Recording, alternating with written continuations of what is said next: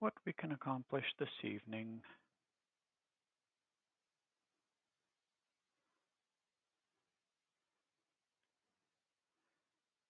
But first, let's go ahead and have Stabby Tabby here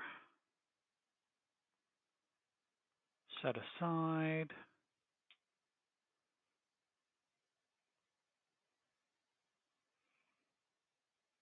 So, as you can see, we've finished off the interior part. We have the Star Wars completed. So we have that, we have that. We only got a tiny piece of those, and we still need all of that. So that's what we're going to be working on tonight. But it goes off of the frame. So we're going to remove the Ada from the frame and hope for the best.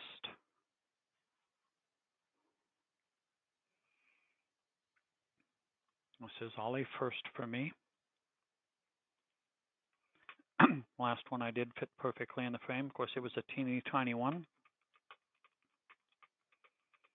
No tiny 3-inch kitty cat playing with a ball of yarn. So it never needed removed from the frame.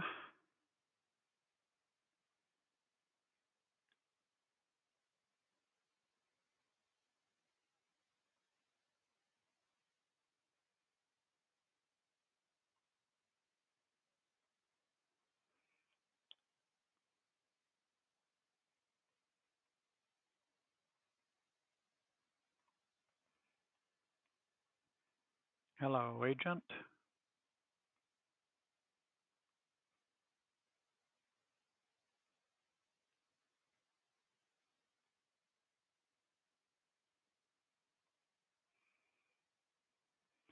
All right, so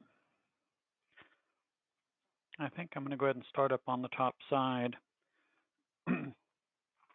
It needs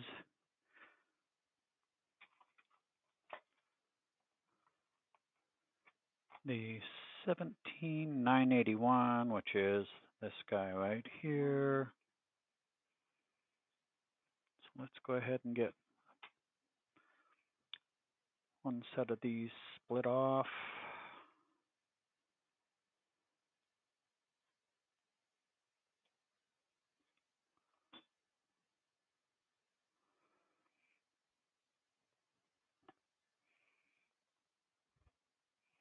And put you guys over there, out of the way.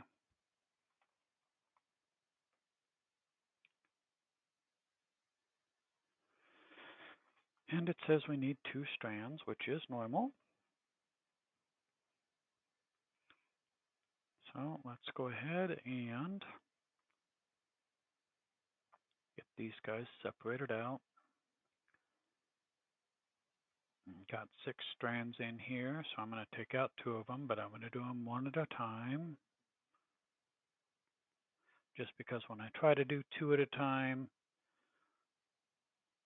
it fails miserably. But if I do 1 at a time, they come out just fine. So don't ask me, I just work here. There's 1 strand.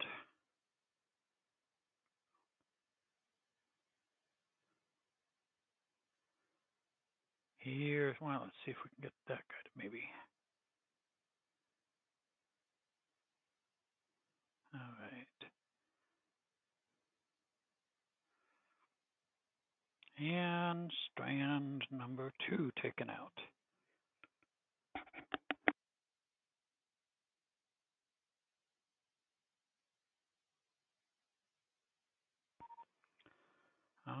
Okay.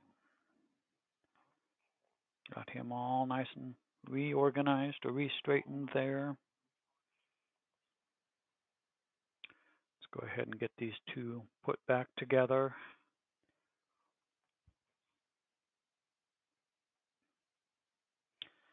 There's the end of 1.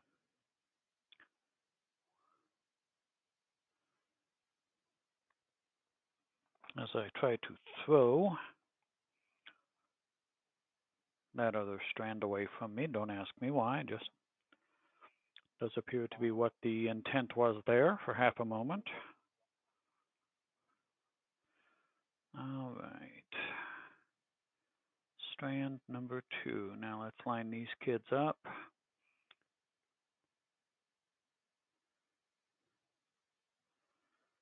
Go ahead and make sure they stay together all the way through to the end, which they did, and I know nobody else likes this, but I do it anyway.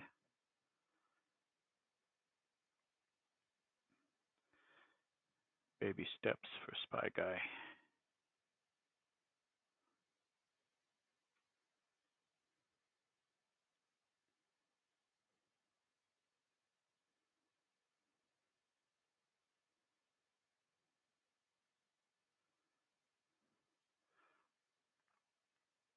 I did watch a very nice streamer this weekend that actually, they don't time off, which I know a lot of people don't, but most of the people I've been watching do their securing of the strands, threads, floss, however you prefer to word it, on the back side. She was securing it on the top side. Her goal, she said, is to never turn her Ada over. She's working on a massive, beautiful piece of work that's for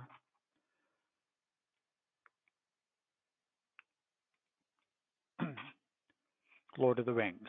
She's a Lord of the Rings stitcher. Her name is Sassacas.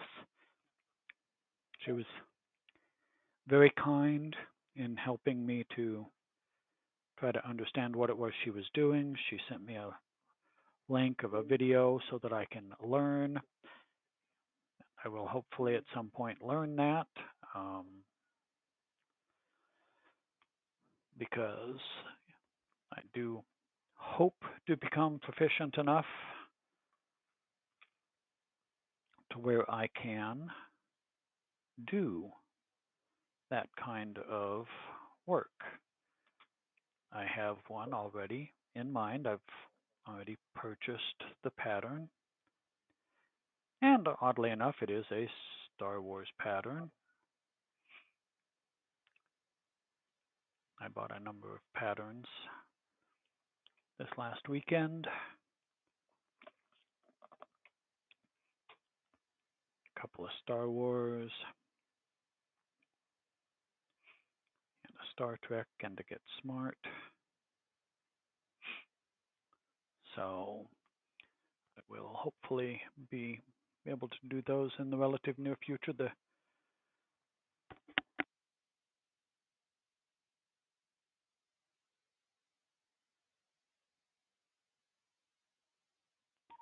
The Star Wars one is my eternal project that I call it because it's like 530,000 stitches. And the other one is a stained glass image. The Star Trek one is a stained glass image. And then the Get Smart one is the Chaos logo from the television show. And so I'm not sure if I'm going to do the Chaos one or the Star Wars. Oh, I take that back. I forgot. There is a fifth one that I have. There's also a monochrome Star Wars one. I call it monochrome. It's blacks and grays. It's actually very cool. And so I'm anxious to actually get it going too. All right, sorry, I'm trying to make sure I get this right. The triangles were the teals, correct? Yes, the pale blue. Okay, so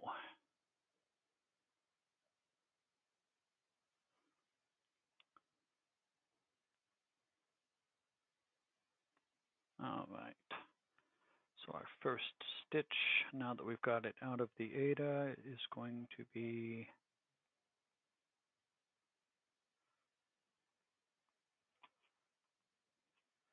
if we can get the Ada to cooperate, and this will be a learning for me. I've never done it outside of a frame with just the fabric.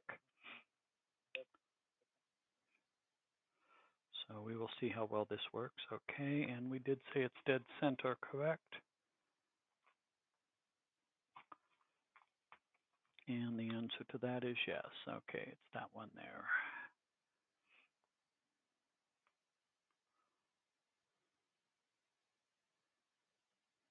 And it is a standalone X. So we will go ahead and do the full cross here. Thought that seemed a little short. Okay.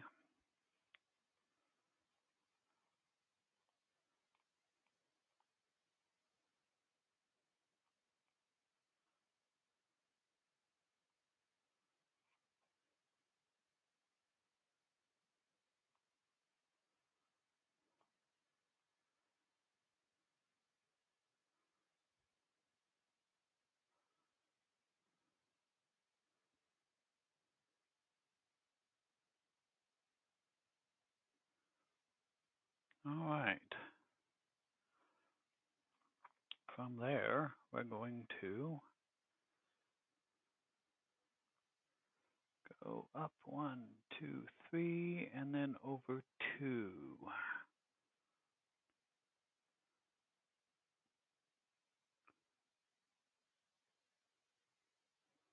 So we said 1, 2, 3, which would be U the start of 3.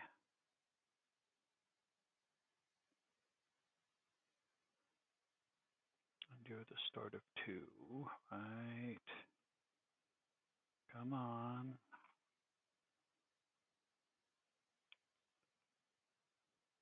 There.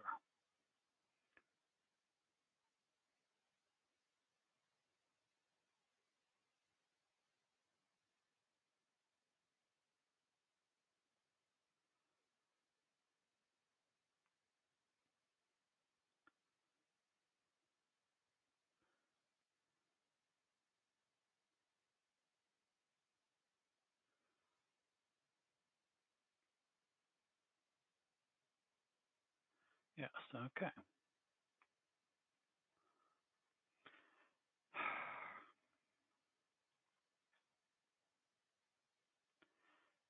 Didn't take long for that to knot up, did it?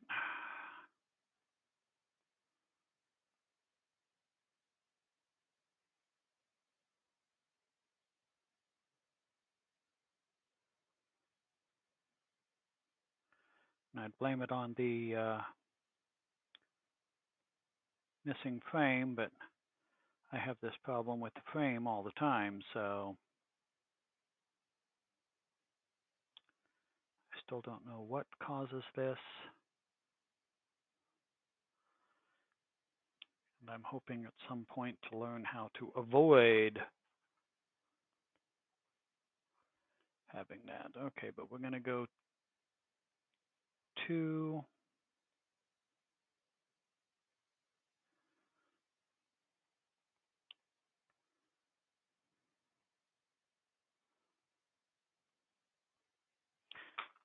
Need to get Stabby out of the way because otherwise he's going to be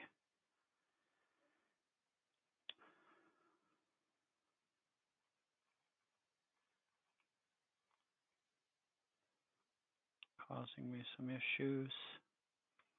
You know, I should check something here. I don't know if this will work. But let's see if I want to test and see if this will actually play.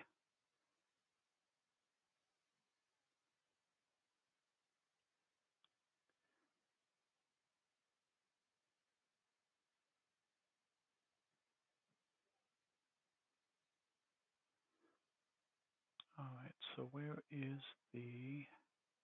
that one? Let's see what that one sounds like again.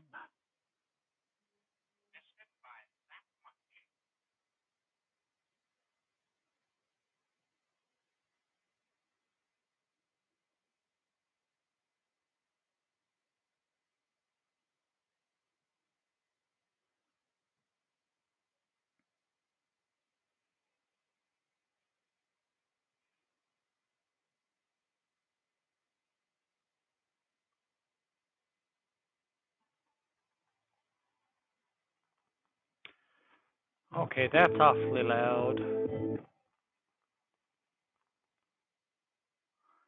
Not what I was trying quite to accomplish.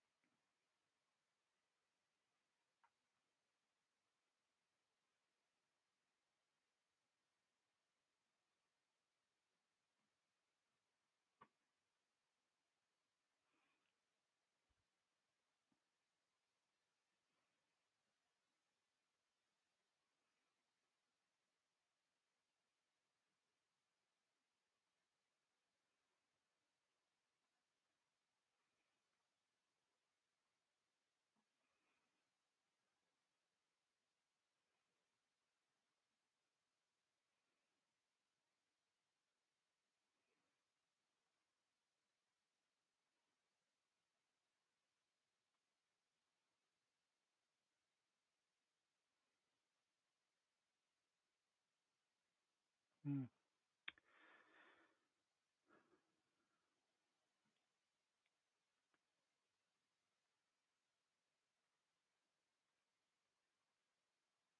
All right, let's try that and see what that does.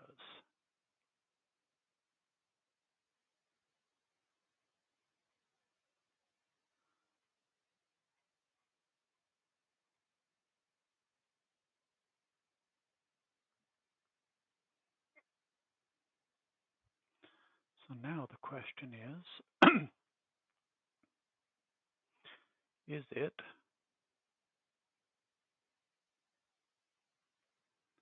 just mine, or is it actually out in the great wide world? Let's find out.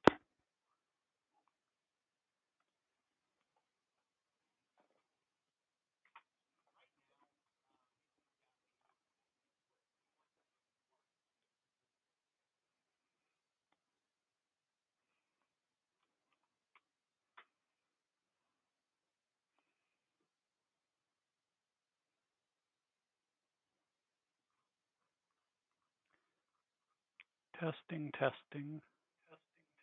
Okay, so nope, it is not out in the great wide world. Darn. It's okay. Was worth a try. We will get that figured out at some point. But that point is not today.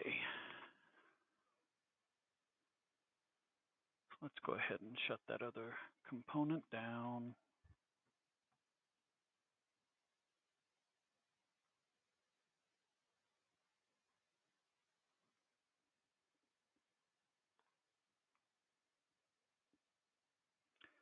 Really? Really?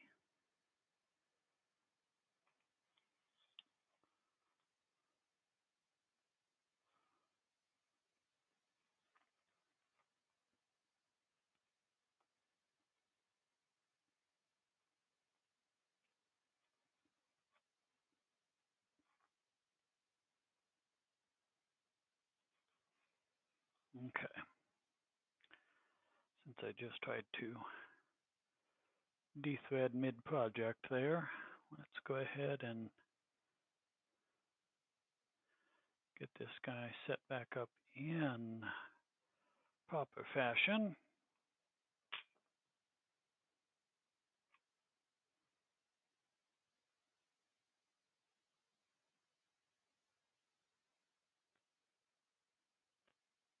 Come on.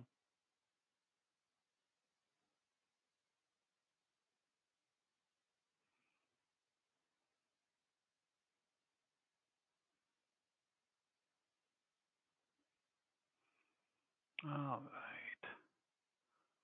Much better.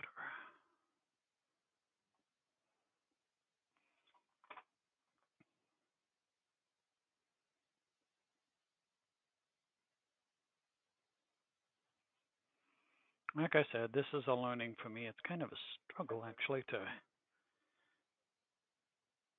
work with this outside of the frame, which does kind of give me an idea that when I go to work my next projects, I'm going to want frames. I do have 4 Hogwarts ones that are 30 by 30 centimeters that I'm going to have to buy project frames for. And then when I go to kit out the 5 that I've purchased the patterns for, I will also want frames for that. Now granted, I don't know that I will be doing all of them at the same time. And like I said, one of them is an eternal project at 60,000 or not 60, 230 is that one, but the big one is 530,000 stitches. So that one is going to take forever.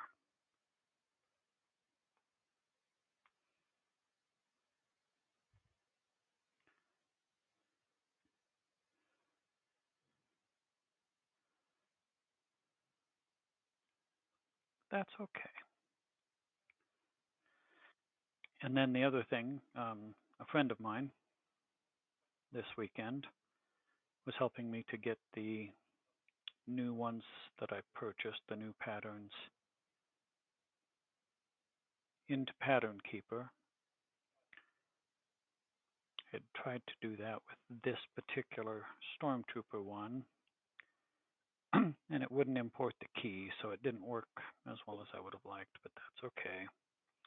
For the next ones, at least I'll have it. But then she also shared with me a site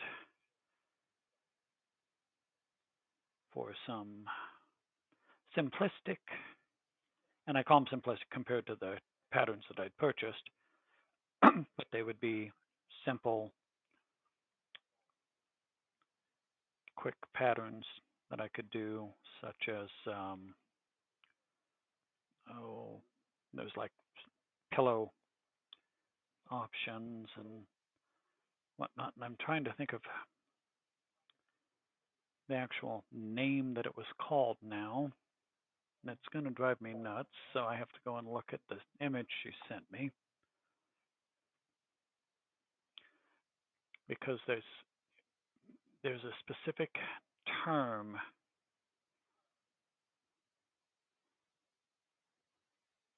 Sampler. That's what it was. They had some really cool Star Wars, Star Trek, and like Doctor Who samplers. A couple of the Star Wars and Star Trek ones were designed as pillow covers, but you could just do them as samplers as well. And then they also had some really cool little, they weren't very tall, but they were wide little, kind of like digi-art style for the various Star Trek series. They also had some cool ones for Doctor Who. They had one that was just the last 4 Doctors. They had one that was the first 12. I'm assuming it was actually created before the 13th Doctor joined the series, but I'm thinking about maybe looking into getting some of those. It is interesting that from that site, those patterns are much more expensive, though much smaller and quicker than the patterns I bought from other places. And so I was telling my friend, I said, yeah, those are cool, but need to pick and choose. I don't have unlimited funds, so of course, can only do little bits at a time. But granted, a year from now, I can have way too many projects and not enough time to do them, which is not necessarily a bad thing. Means I'll always have plenty to do.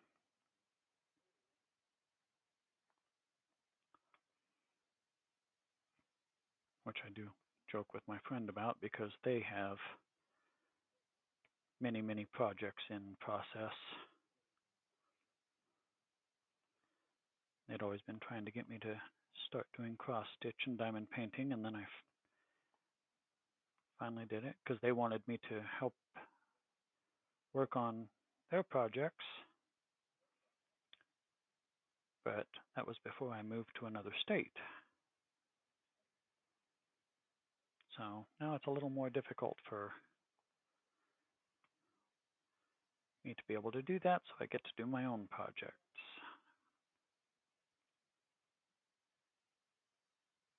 Of course, we joked about, now, if we ever get the opportunity to meet up, we should have a kind of a joint project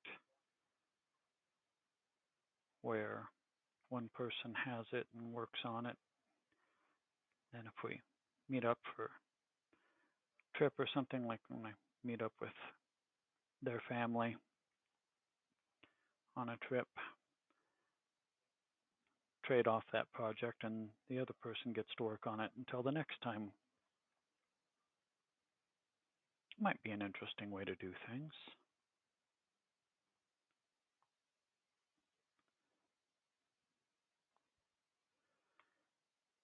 But before we ever worry about that, I need to make sure that I can get my processes and quality up to theirs. They have a very high quality. They do very detailed. They like to work on 25 count data. I'm still, oops, darn it, no nodding. Behave. Pretty pleased with sugar on top.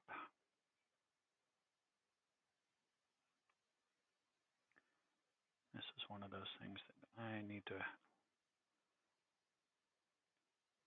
figure out what I'm doing wrong when it does this. I know I'm not the only one. I've watched other streamers that have the same issue, but doesn't mean that makes me feel any better. I still don't want it to happen.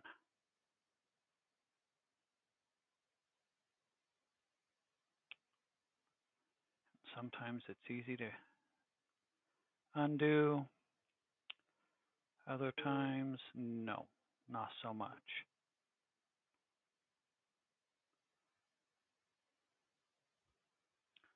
So let's see which one this is going to be. At the moment, it's misbehaving like it's going to be a problem child.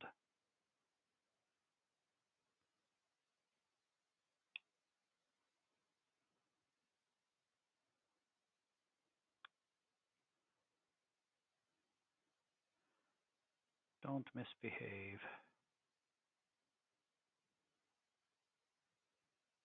And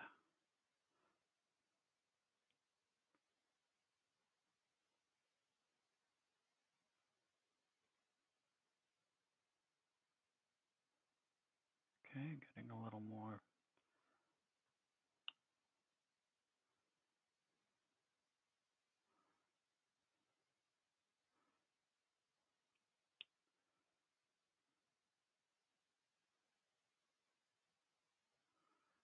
Is that going to be enough to get you to cooperate now? Survey says yes.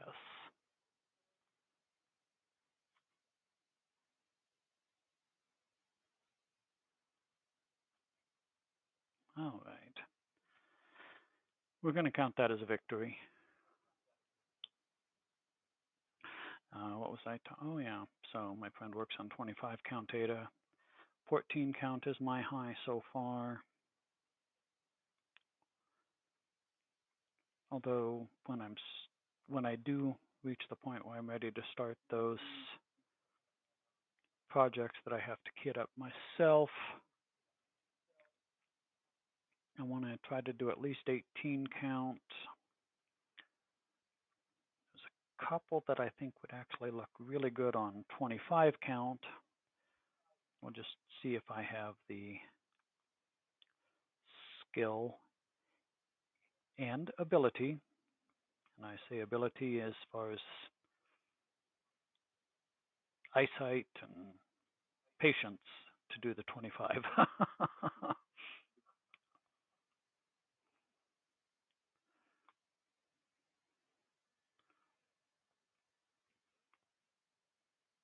That means a lot tighter squares in here compared to what I'm doing right now. So that could end up being a challenge. And they recommended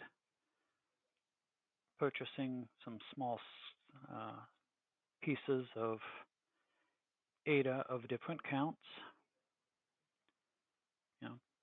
18, 16, 18, 20, whatever all the different sizes are.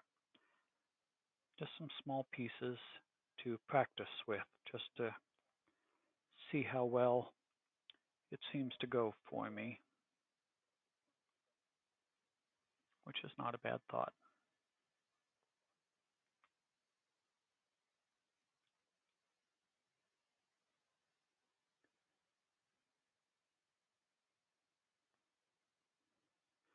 Oh, darn it.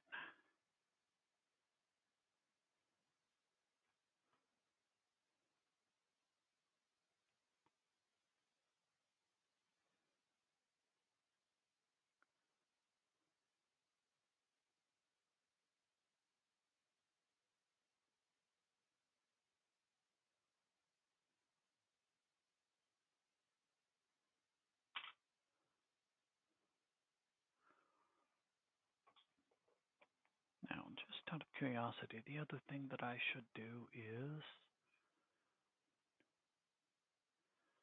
check to see if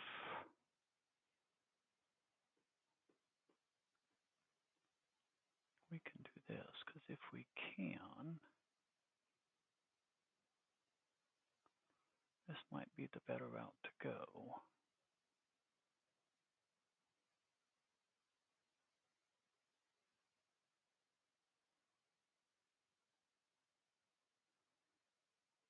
Let's see what happens if I do it this route.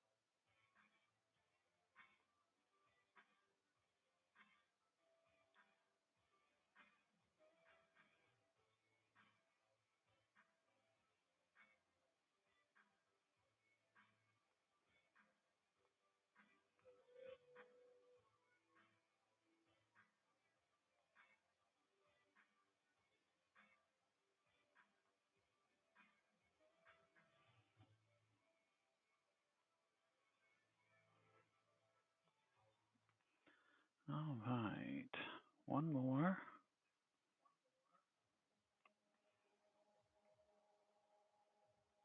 Then we'll skip.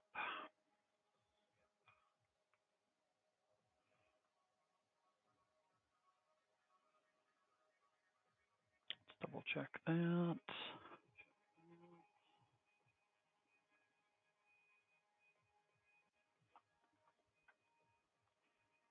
Yes, 3 spots. Well, the third spot's going to be where we start, so come on. Thank you. Yes. 2 empty and then 1. Beautiful.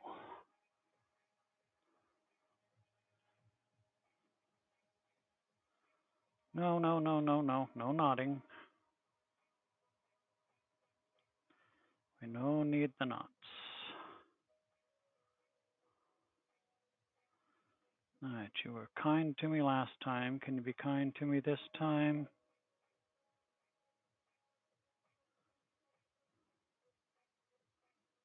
Undo relatively quickly and easily. We're going to hope.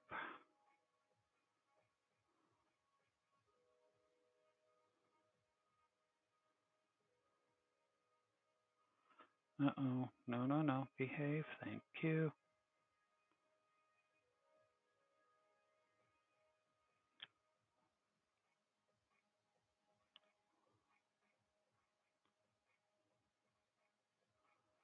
I may have just messed this one up, but let's find out. No. This is where I still have a lot to figure out. What am I doing that's causing this?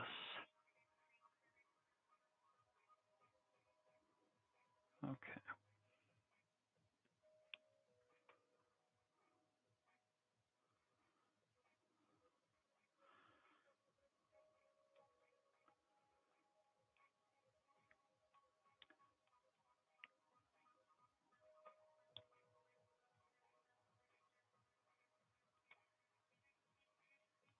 All right.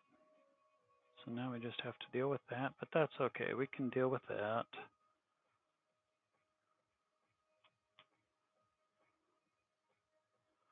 And we have 3 of these on this, and then we go down for a row of 4.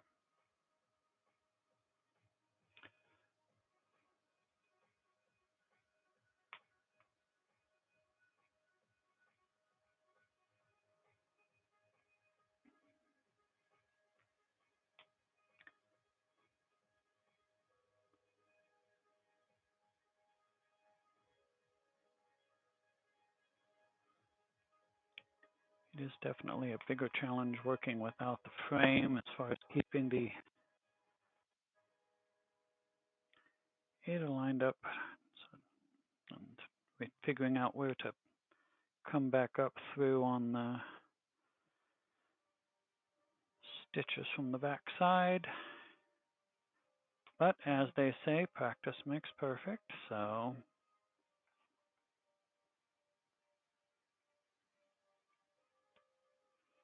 we'll figure it out through trial and error. Hopefully more trial and less error, but you know.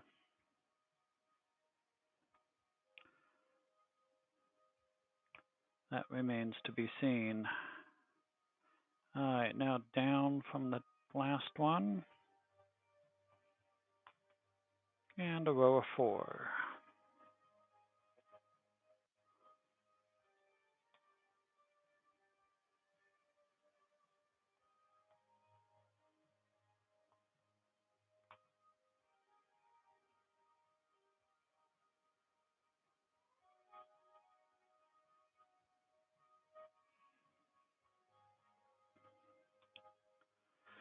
I'm happy to have the Stormtrooper itself completed, with the exception, of course, of the back stitching. There's going to be a very large quantity of back stitching, since just about every separation between the various colors in the helmet gets backstitched. Plus all the outline of all the outlying stuff, including that which I'm doing now. So, still lots of work to be done, but it is nice to have the actual Stormtrooper itself completed.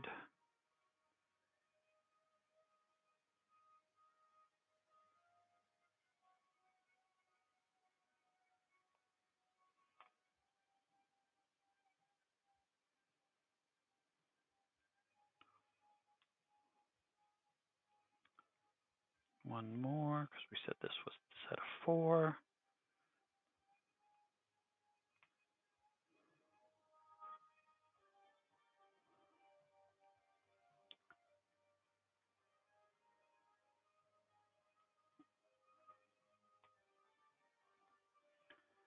Okay, and then we're going to go down from the second from the right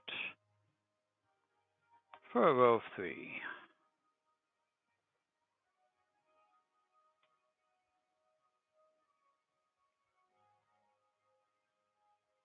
Which puts you right about there. Except real quick before I forget. Beautiful. All right.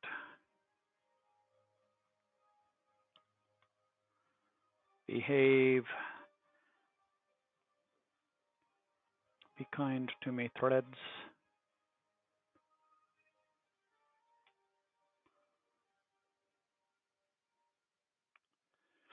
All right, so since we're now doing it this route, let's go ahead and do the half stitch across, just for grins. Full stitch back. And this was only 3, correct? Yes.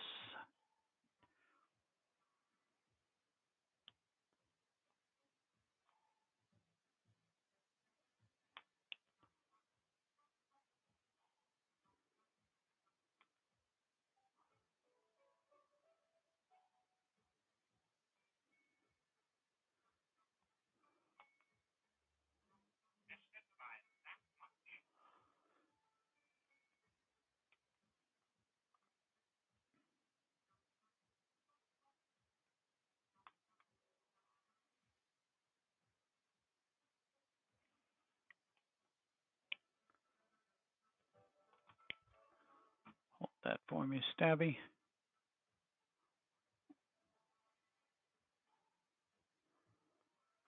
Thank you. All right, we said up there.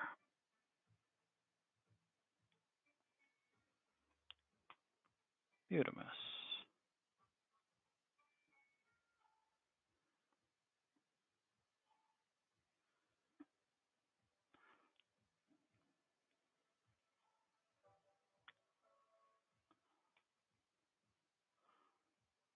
Keep it from catching on the edge of the edge. That's the other thing that I didn't have quite as much trouble with when it was in the frame. Oh, it felt like it was short, but it wasn't. Okay. I still cut it on the corners even every once in a while, but with the sides there were within the frame, so didn't have to worry about it as much.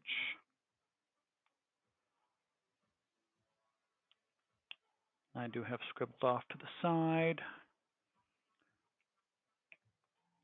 a couple of brands to look into. Sasakasa was very kind in sharing knowledge and recommendations of some stuff, including that. And also the friend I have from the other state that does cross stitch all the time. Very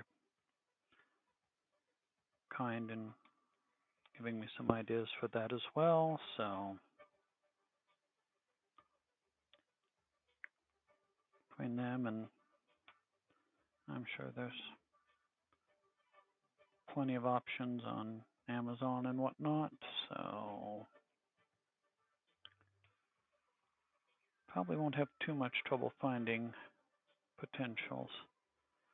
Okay, this one says it's a row of 2. Starting right there.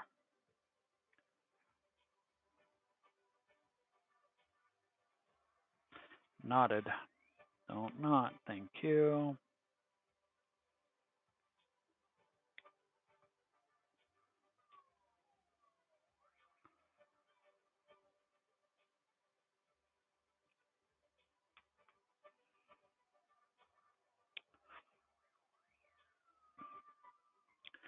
Might want to consider, and I've seen a number of people using them, the frame holders.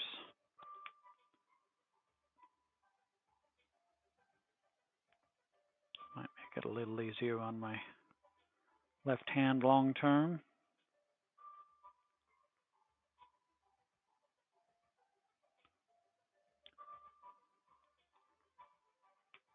We'll see.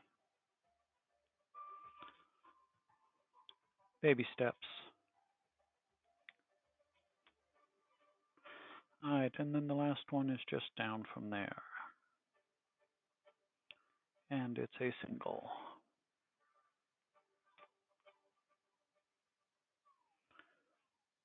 Alright, so now the question is, do I want to continue around the outside? Or do I want to jump into the interior to get the Imperial symbol done? Imperial.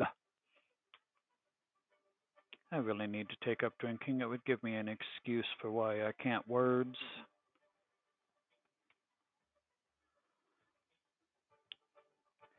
Unfortunately, drinking water with a little lemon in it just doesn't quite cut it. At least not as far as an excuse goes. Alright, I think I'm going to go ahead and jump into the interior. Right, wrong, or indifferent. Okay, so 3 empty spaces, and then start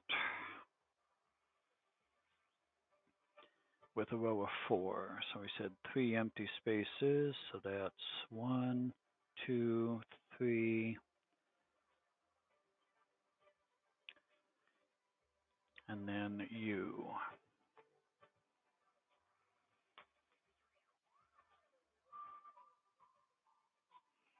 Right, wrong, or indifferent, this is now the plan. Okay, and a row of 4.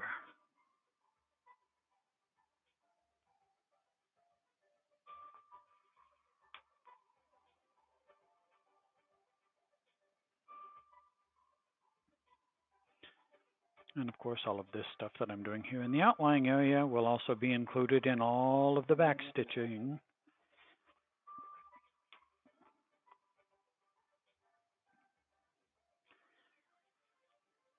But based on what shows in the image in the bottom left corner, that back stitching will actually add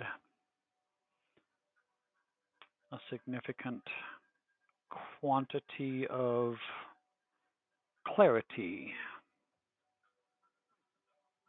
to the overall image. So we will do it. And as this is only my second cross stitch ever,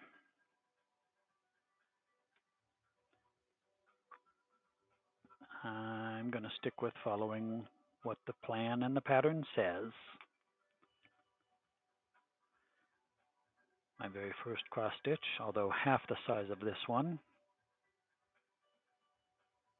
also had back stitching that added significantly. No, no, no, behave. Thank you. To the final product, so I have no doubt that this one will have the same final result.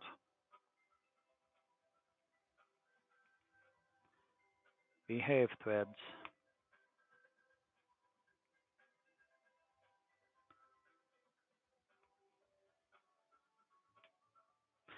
All right, and then we need a second row of 4.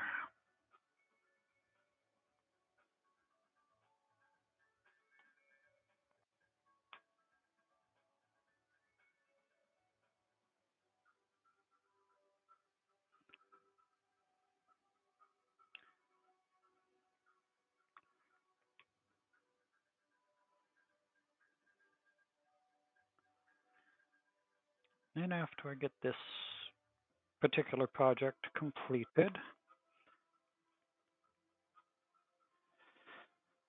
we'll start on the printed data that I have for one of my house crests for Hogwarts. And about that same time, we will figure out, I think I'm going to kit up at least one. I'd really like to actually kit up 2 of my patterns.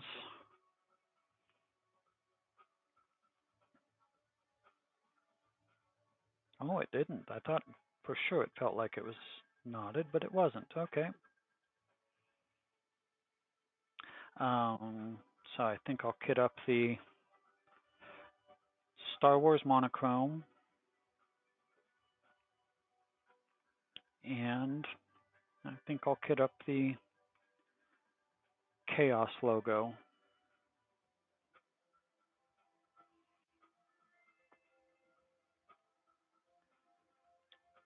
Star Wars logo, or Star Wars monochrome, has a lot more stitches, even though fewer colors. But I really like the looks of it from what I saw, so hopefully I'll be able to do it justice. But of course, the Chaos logo. No, that one was knotted. Thank you. No. Behave.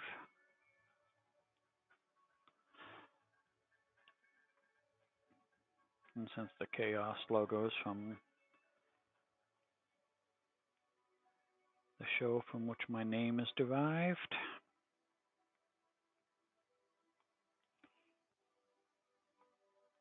kind of anxious to get that one done. Would be nice to have a visual representation of my name. Now, even though it's actually the organization which my character battled, but the organization my character was part of didn't have a logo in the original series. But Chaos did. And the most common / famous individual from that organization, Siegfried, played by Bernie Kopel, who was also the Doctor on the original Love Boat show way back when. I was fortunate enough to get to meet just this last year on a Love Boat cruise. And it was called that because it had the remaining cast members that were around on the cruise from the Love Boat show. So it had him, and it had Captain Stubing's daughter. Captain Stubing passed away just within the last couple of years, so he wasn't able to join. It had the bartender, played by Ted Lange, and then it had the ship's cruise director, and her name just jumped right out of my head. Story of my life. I have names in my head, and then as soon as I try to actually use them in a conversation, poof. No tangling, please, and thank you.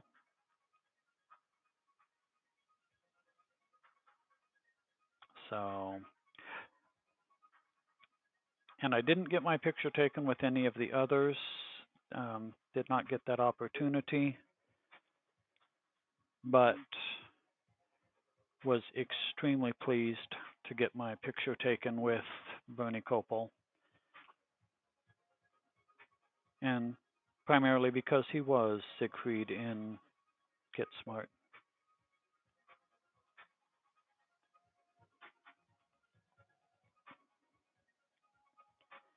Made my day.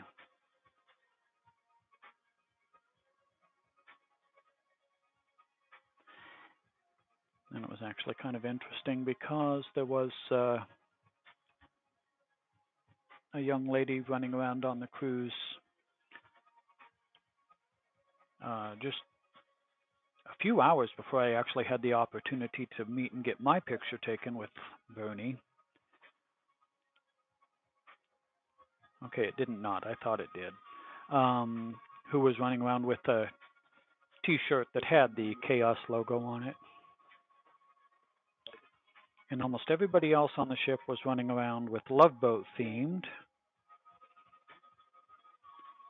shirts and paraphernalia and outfits. And when I saw her, she was walking by my table at lunch where I was sitting with my friends, and I had to stop her and compliment her on her choice of attire.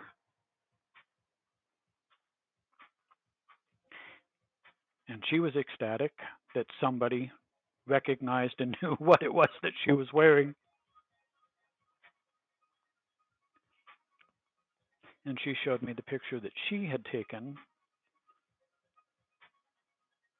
with Bernie Kopel, and she had a couple of them.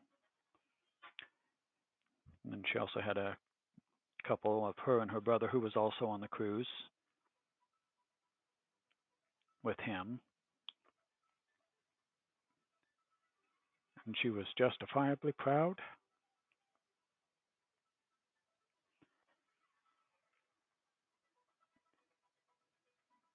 As am I of my pictures. Although it was funny because when I was getting my picture taken with Bernie Kopel, and I had my friend with me, but Bernie Kopel's wife was taking the pictures, and she would, use the camera, phone of whoever was getting pictures taken. When I was standing there next to Bernie to get my picture taken, he was singing along to the music that was going on in the background of the club that we were in. And I say club, it was, it was a special premiere gathering that the group I was traveling with, my friends, are part of a premiere, the platinum or whatever it is for the Princess Cruise. So they were able to get me in as a guest, but he was singing to the music, do do do do do do do. So he wasn't smiling. His wife was going, you keep singing. It's going to take longer to get this done. He'd stop singing for half a second and then start doing it again.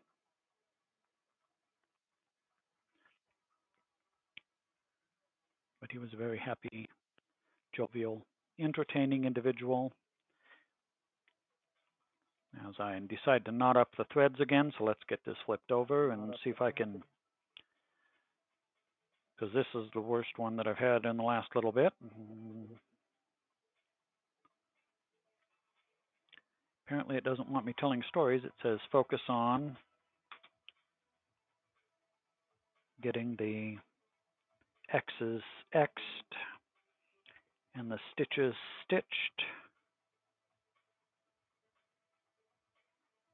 I am not sure where the sweet spot is for this one.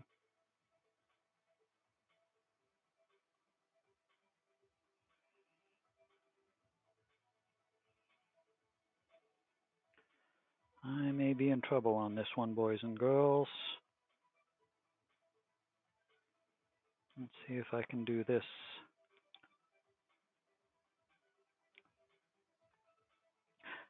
But it was a lot of fun. And there was actually one picture where my friend joined in, and it was Bernie Kopel in the center, and then me on one side, and my friend on the other side.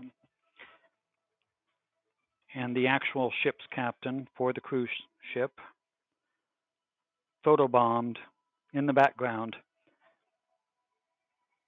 intentionally popping. You can see he's leaned off to the side and looking directly at the camera. So, and he was a nice guy too. He was shaking hands and everything when we walked into the club. So I actually missed it. My friend pointed that out, that when looking at the pictures later, oh look, Captain photobombed. It's like, okay, that's okay. It's actually a fun little added component to the pictures as far as I'm concerned. So, hey, it's all good. And it was a fun cruise. So, it was down to Mexico, and I'd never been. So, it was definitely an entertaining time.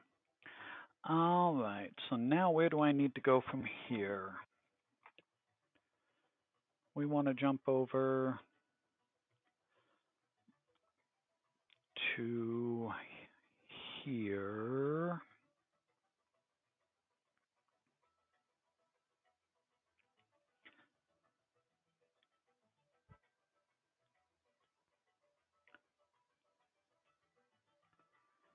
Okay, so it's going to be up there for the row of 4, but then we have that one there. So the row of 4 is going to start right, well, assuming I can get said needle to introduce itself. Oh, one too high or too low. So that's where the row of 4 is going to start. But the one that's offset and waiting to be made above that is there. So let's get you done first.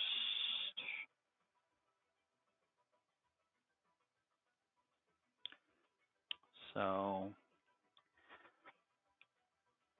but yeah, so that was my brush with greatness from the show that I get my username from.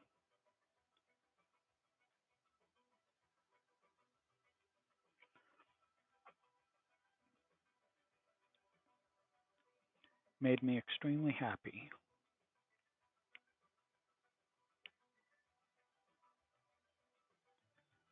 Let's go ahead and do X's on this one for the set of 4, because we don't go very far back for the next row down. So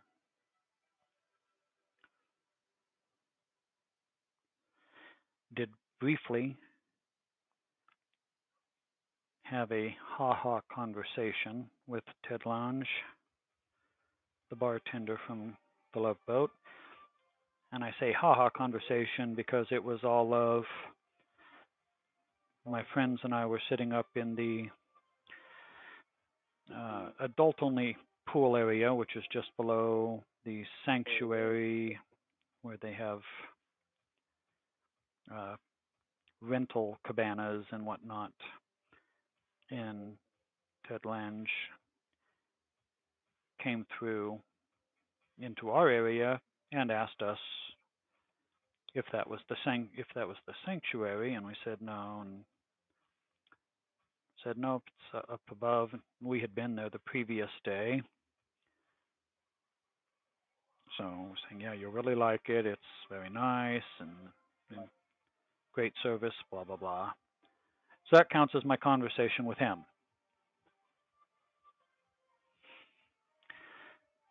never did get to chat or get close with the Julie.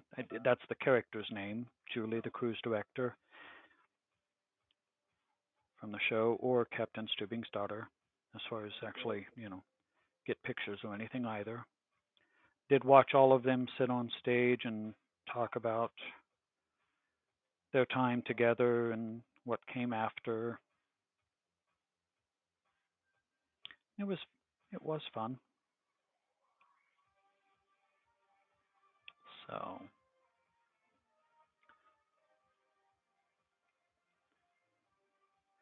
and that also happened to be only one of my third ever cruise.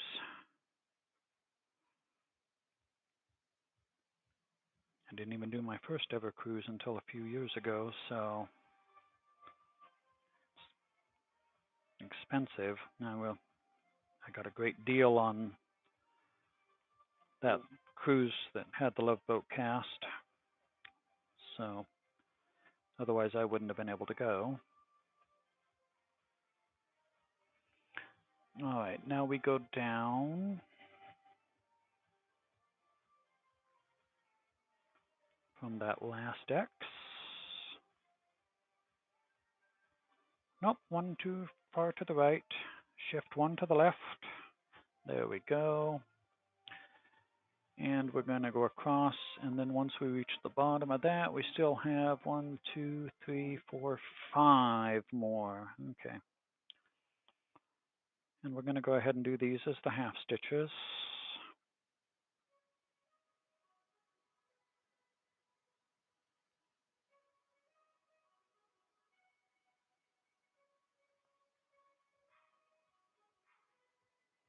Okay, it is behaving. I'm still trying to learn the feel to know when it really is a knot behind the scenes and when it's just a little bit of a drag on the thread from the material. I usually do fairly well, but not perfect, as we can tell. Shift hand hold here again, adjusting to not having the frame like I've had for all of the Stormtrooper itself. Trying to make sure that I can keep a good hold on the Ada, still get the threads to go through tightly, cleanly.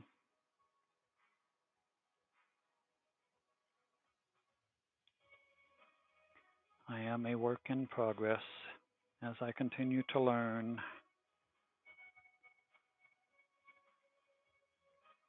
This is only my second ever cross stitch, so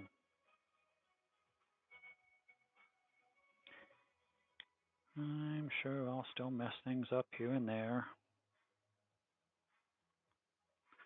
All right, so this is the end of that set. So we said it was 5 more after the bottom of that set of 4. Okay.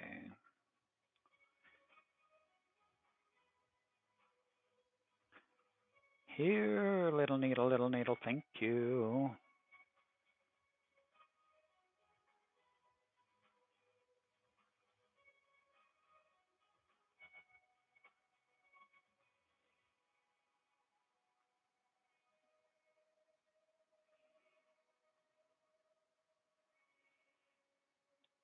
There we go.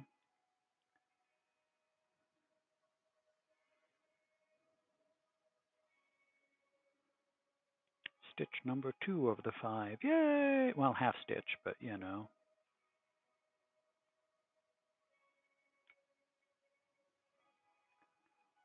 Three is there.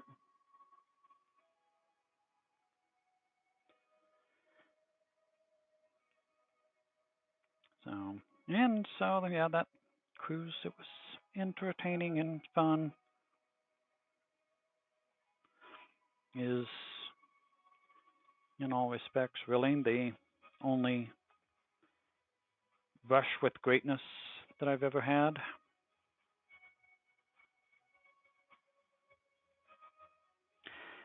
Outside of conventions, I don't count those simply because I don't consider them to be brushes with greatness. Brushes are random, out of the blue, unexpected. Conventions, you go there expecting and knowing that you're going to get to at least see uh, people, actors, etc., that are of import to the genre that you are going to that convention for. So, although I did not get to chat or get my picture taken with him, I did go to a convention once that had William Shatner. The very first convention I ever went to, I went to specifically because it had James Doohan, Scotty from Star Trek, who, although like most young men when I was a kid that were into Star Trek, we wanted to be Captain Kirk, but Scotty was my favorite character.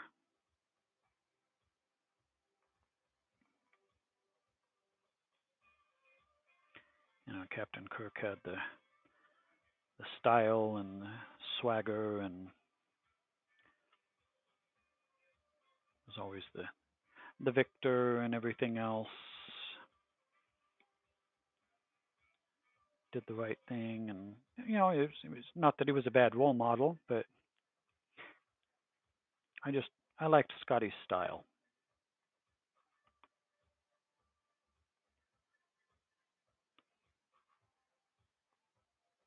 So way back when I was younger, and there was a science fiction convention in town where I lived at the time. My little brother and I decided to go to said convention, and we stood in line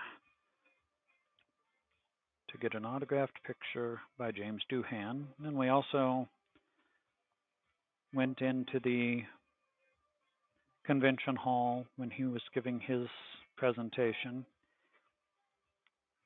He was actually a very entertaining speaker. So that was my very first convention I'd ever gone to. How long ago was that? Well, long enough to where when you did that and stood in line and to get the picture and all of that, you didn't pay. You did not have to pay them $25 to get their signature on a picture. So, or however much it is nowadays.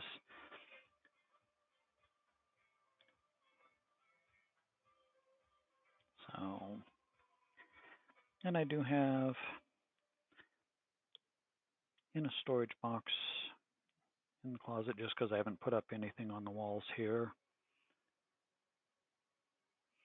I do have that autographed picture, but then I also have an autographed picture of the main three from that show, separate pictures, but William Shatner, Leonard Nimoy, and DeForest Kelley, Kirk, Spock, and Bones.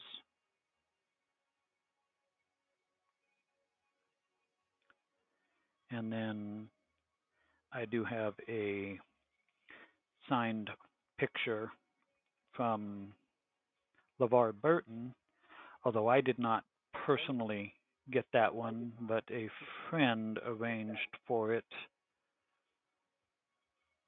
from a friend of theirs that was going to a convention so that they could give it to me for my birthday one year,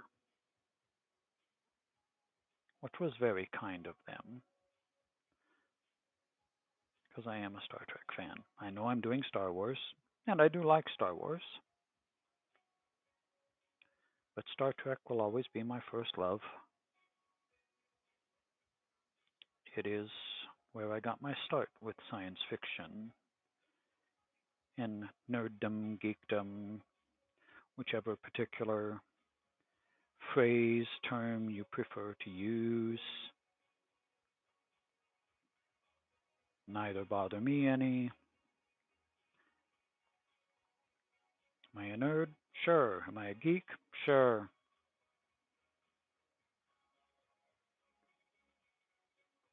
I like science fiction shows. No, I don't like all science fiction shows. There are ones that, no, just I don't care for. That doesn't make them bad, just they aren't for me. So,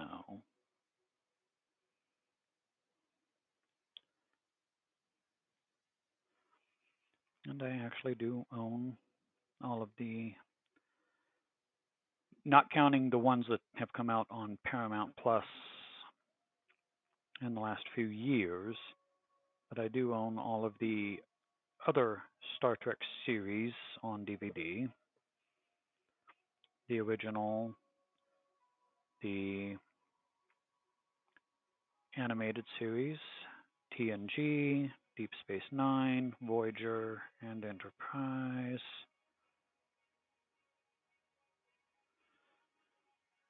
So I must like them at least a little bit. Before I pull you through, let's make sure you're not too, you're acting like you're a little too close to de-threading.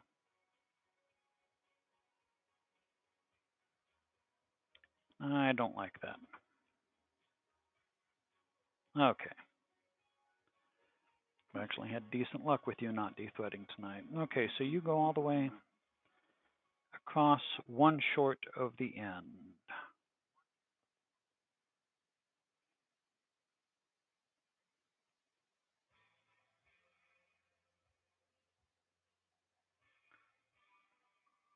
So let's see how much of that you can accomplish before we run out of thread.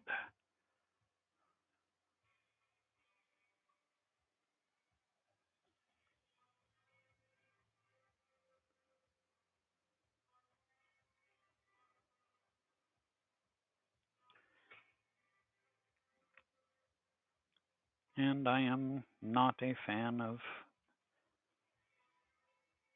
the Picard series.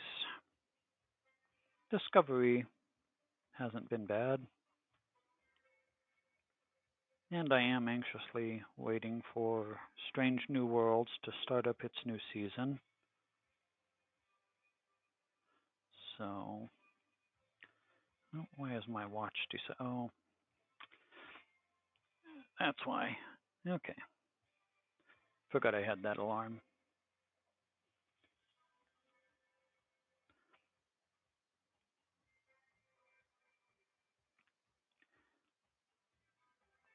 So we'll see what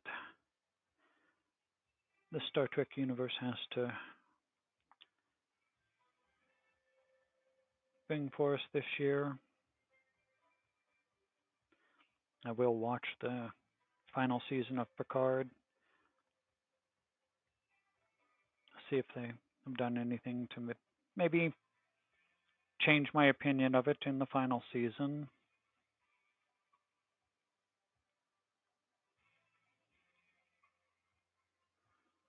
I know some people really love it, and that's fine. I just was not impressed, especially with the first season. The first season, I almost decided to just say to heck with it, be done with it, and not bother with it, but figured we'll give season 2 another try, and it was at least slightly better than season 1.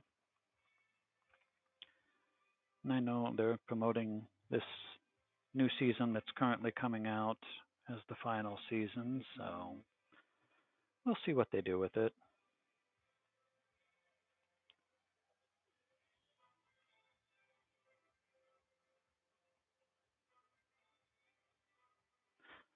Oh, crud, that reminds me. Don't ask me how I'm going to jump. This train of thought just jumped completely from one set of tracks to another set of tracks. But I'm trying to remember how, or that I need to remember to go and check out Hulu, because I believe it was last week that there was supposed to be the little, it was like a 4-part series, I think it was, for Mel Brooks' History of the World Part 2. If you're not a Mel Brooks fan, apologies. I am. And History of the World Part 1 is one of my favorites. And that they also promoted, and it was part of the joke of the movie, that at the end of History of the World Part 1, they had little clips of History of the World Part 2. But that movie was also, 30 some odd years ago, maybe more. I honestly don't remember. I don't think I'm going to. Yeah, I'm going to go ahead and just put this one under, rather than get frustrated with trying to get those last couple of half stitches to process through. So let's see if I can get you to slide under 3 sets of threads. 4 would be, 4. Well, thank you. I'd say run out and buy a lottery ticket for tonight, but there is no no drawing for tonight, so sadly, doesn't do me any good. All right, so let's get you turned back over.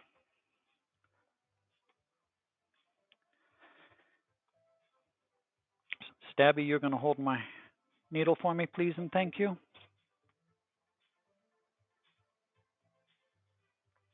Let's go ahead and separate out 2 more strands.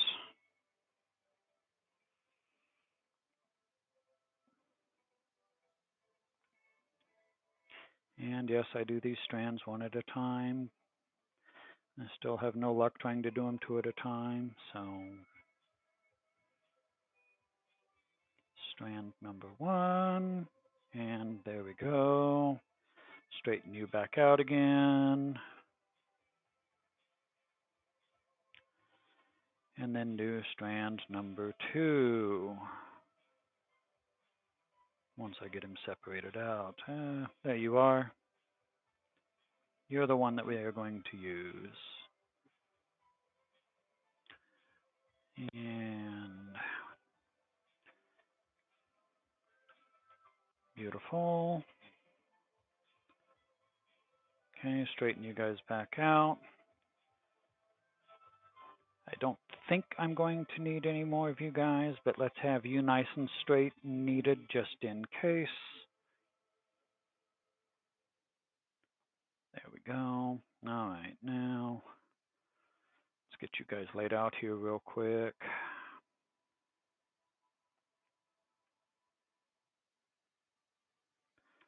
Okay, strand number 1.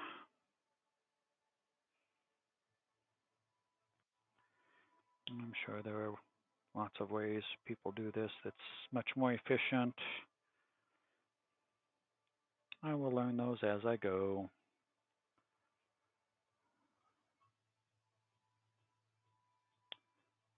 All right, and let's make sure you guys are all nice and even.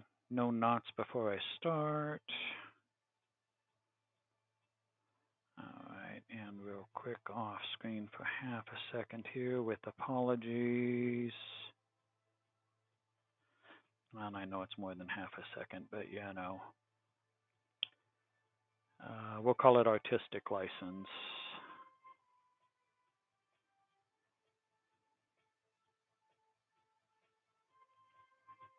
assuming I can get my fingers to work.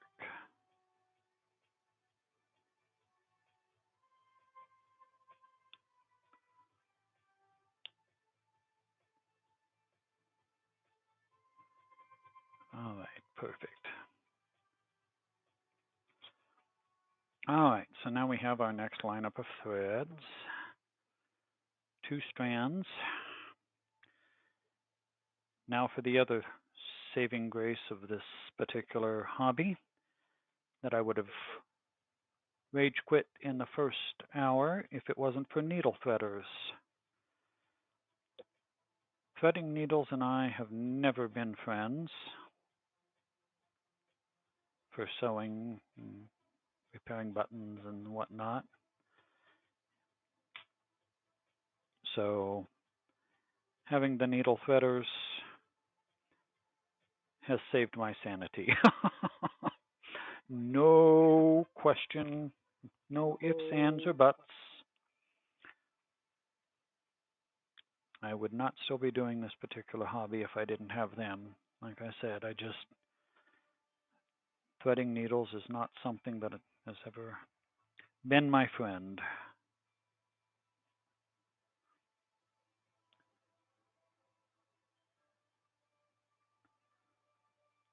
Let's see if we can get the threads to behave, at least for a little while. Okay, get those guys tight.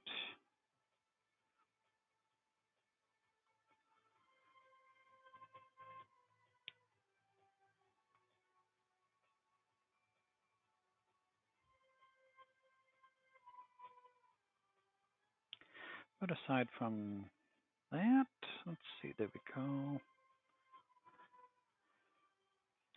Yeah, I hope everybody's Monday / for those that are forced to endure the pain that is change of time, change of the clock's daylight savings time, first work day of the week. Well, if you work weekends, apologies. Sunday would have been that for you, but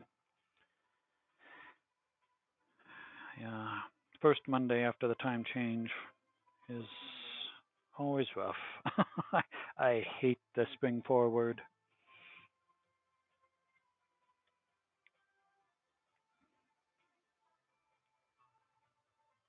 Now, hopefully everybody's adjusting faster than I am. It usually seems to take me at least a week, usually a week and a half or so, before my body adjusts to the time change.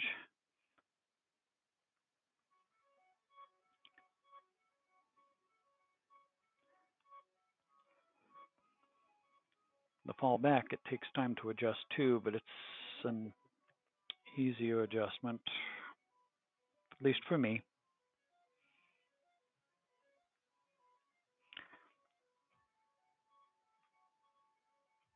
All right, this set we are going to stop too short of the prior row.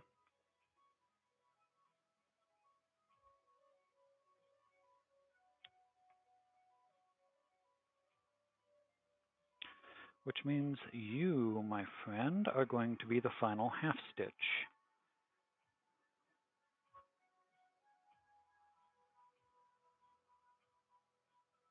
For this row.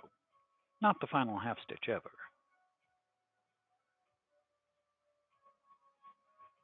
Yes, 2 empty spots, double check the pattern. It says I should have 5, and I do. Hey, I appear to be on target.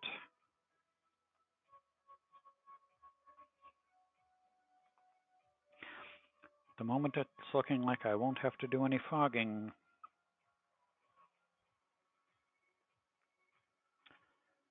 That's always a good thing. Although the knotting, of course,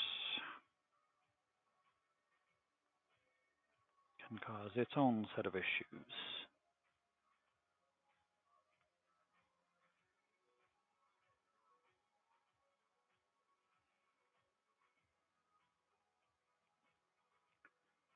But yeah, today was definitely Adjustment day 1 for the workday.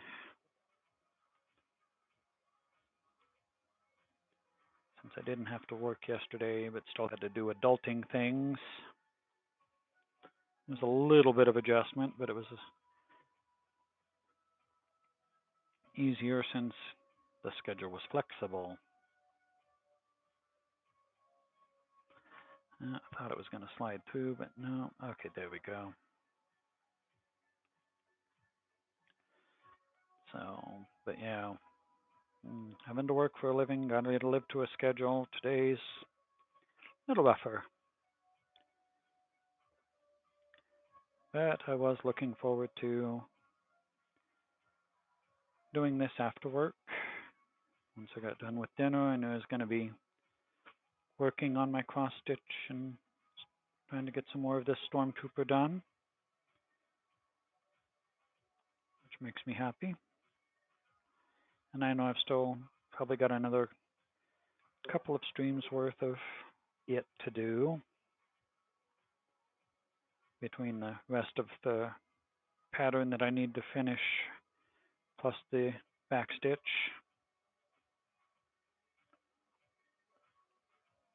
And I do alternate between this and diamond painting, so still got a ways to go, but it's just a nice way to unwind,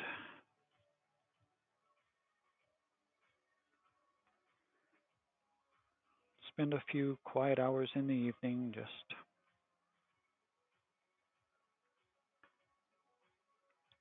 putting thread to Ada, creating the pattern to produce that final image that we see down in the bottom left. Can't say putting pen to paper because, yeah, this is not pen to paper. But it is thread to Ada, so, you know.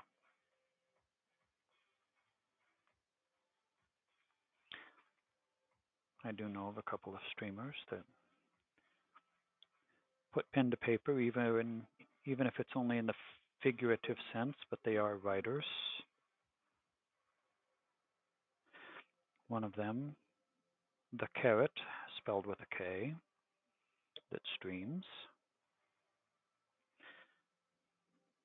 shares her writing on stream when she does that. I want to say it's Tuesdays and Saturdays. Not sure of the weekday one, but she's very entertaining. And her husband, Mothman92, also streams. He's an engineer.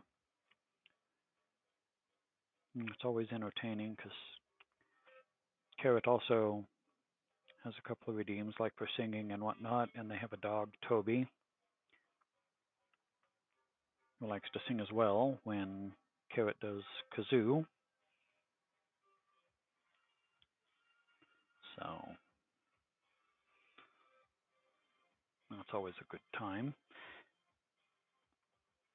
They just started, well, I don't know how long ago they started, I say just, but they do, they actually make D&D dice sets. And although I don't play D&D, the dice they create quite nice. They do sell them on their shop. But yeah, they've got some gorgeous dice sets.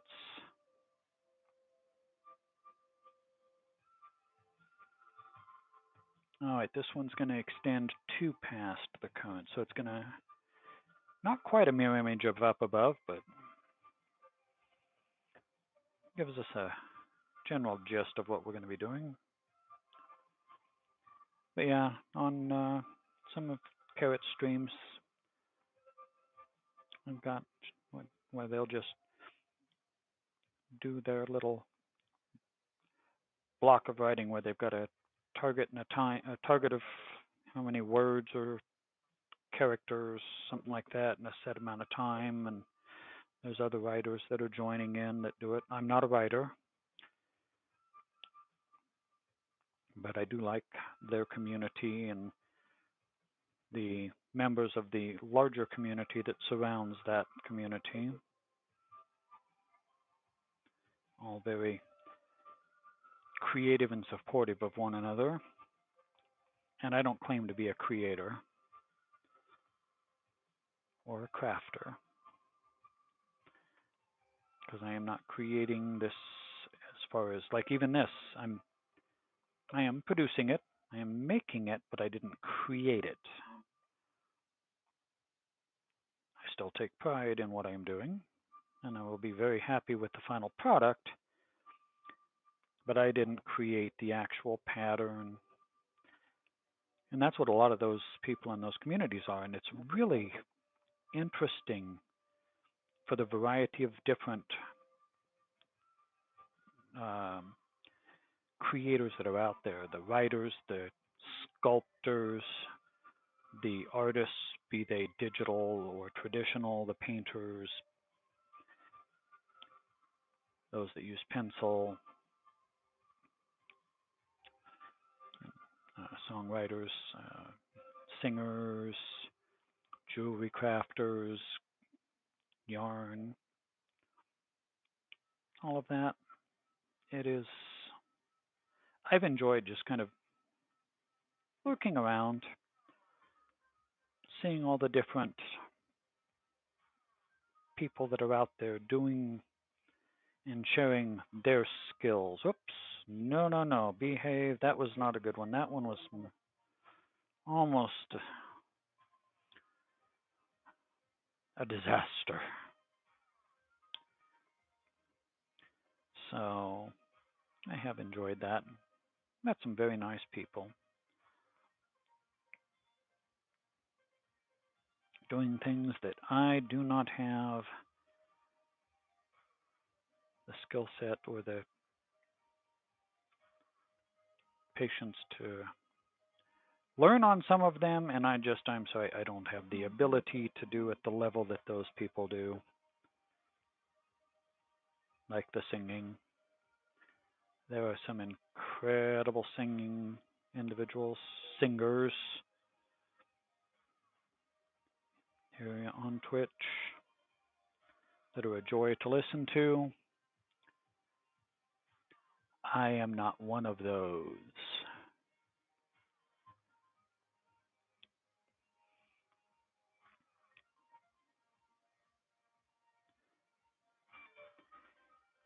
If you ever happen to pop into this channel and your ears start to bleed, it's probably because I'm singing.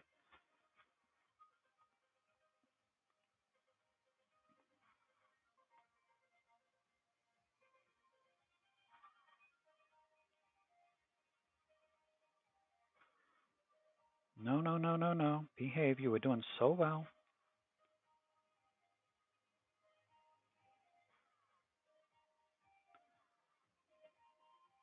No, not quite.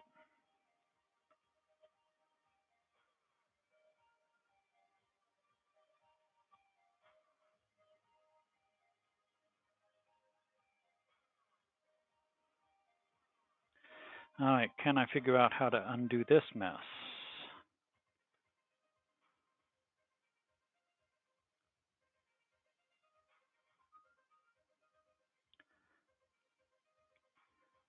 Petting window is now open.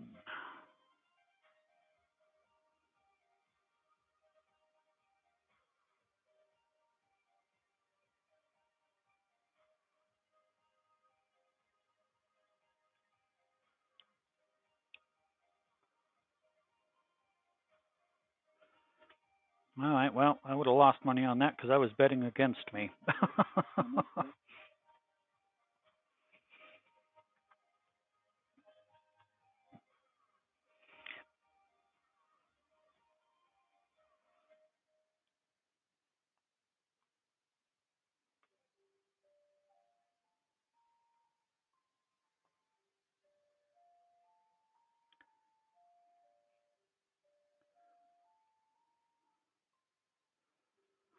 All right, we said this one goes 2 past the end.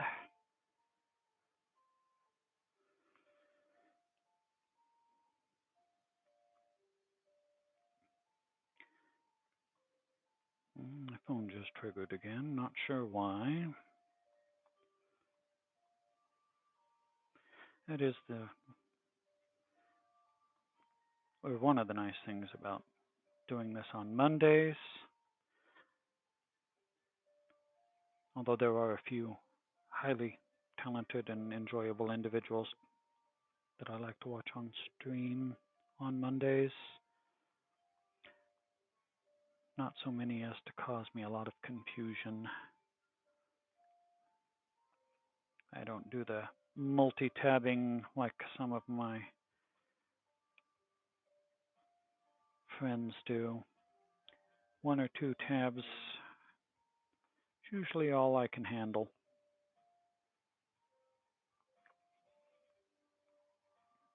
So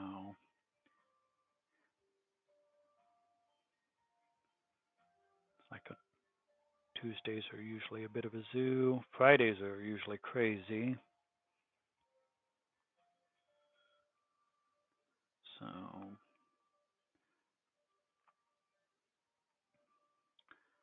still trying to figure out what the best set of schedules for me is going to be. I'm still looking at trying to do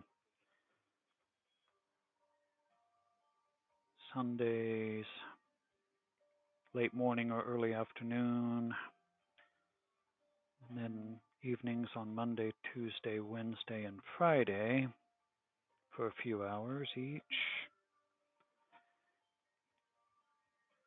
But as I'm new to all of this,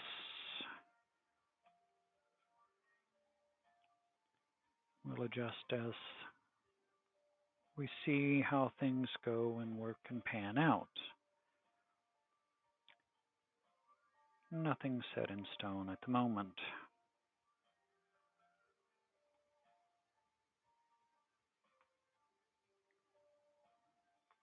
Right, I'm going to finish this one, then I'm going to grab a quick drink of water because I can see it sitting there out of the corner of my eye, taunting me at the moment, saying,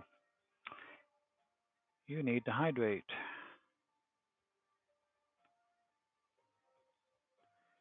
All right, Stabby, I need your assistance. That's Stabby.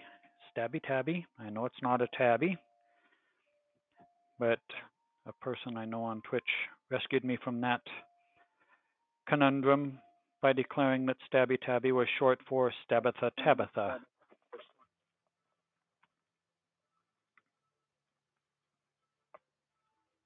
So, crisis averted. I can call her Stabby Tabby as a nickname for Stabitha Tabitha.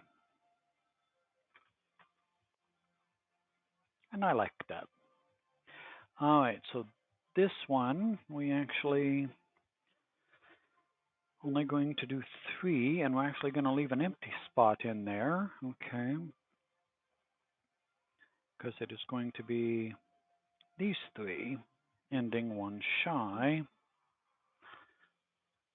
of the end. And because we're going to be jumping up and to the right from here, I'm going to do these as X's.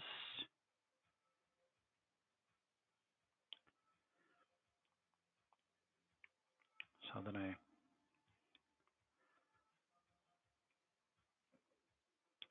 only have a tiny little bit less to jump across for.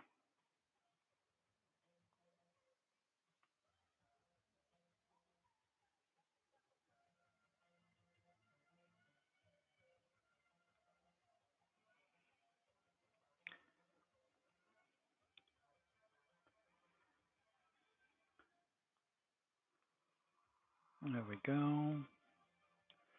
So, yeah. So, yeah, that was the person that came up with Stabitha Tabitha. Very quick response with that, too.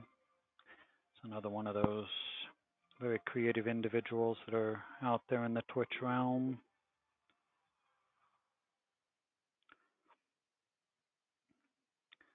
Another streamer.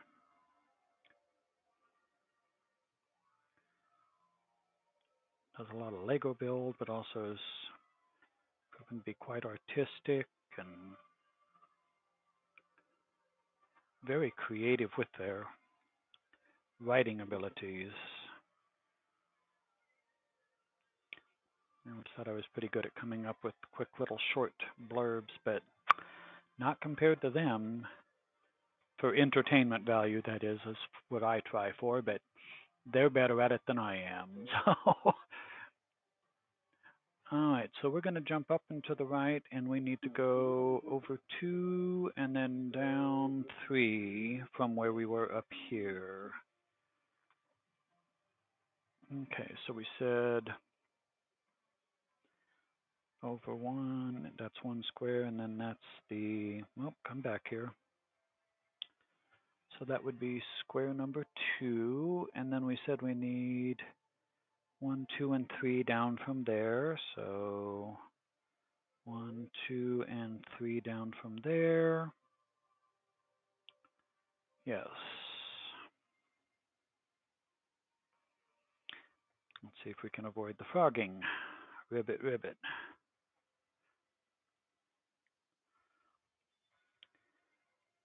And I do like my Stabitha Tabitha. I do have a couple of other needle minders, but Stabitha is my favorite.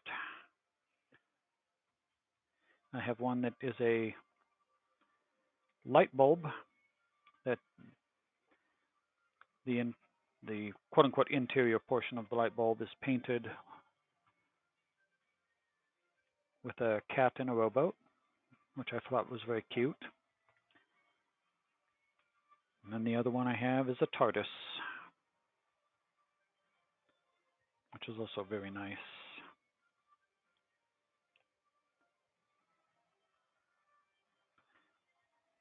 And it's that one's definitely very strong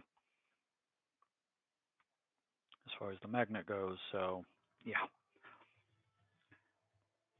get the needle on it, and it's not going anywhere. At least not unless you really mean it. All right, so we have 3 singles. Then we're going to do 5 sets of 2.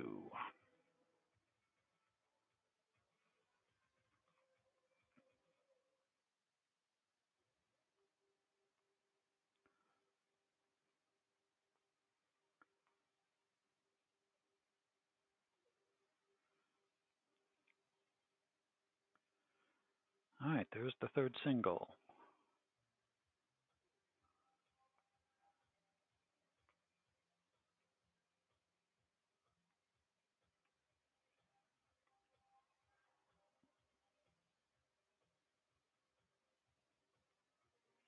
Let's get that moved up just a little bit. A little more centered into the frame there.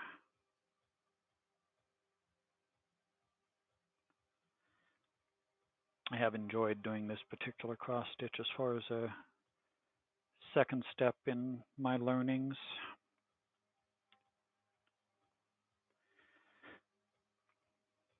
Next one will be a quote-unquote simpler one, even though it's much larger, but it's a pre-printed Ada,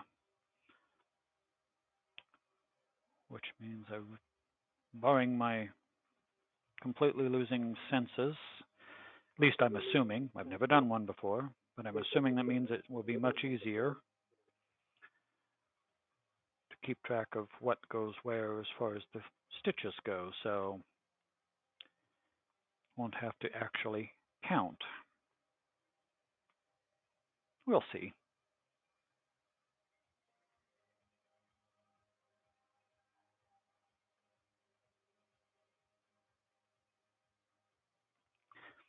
I should ask next time I'm out on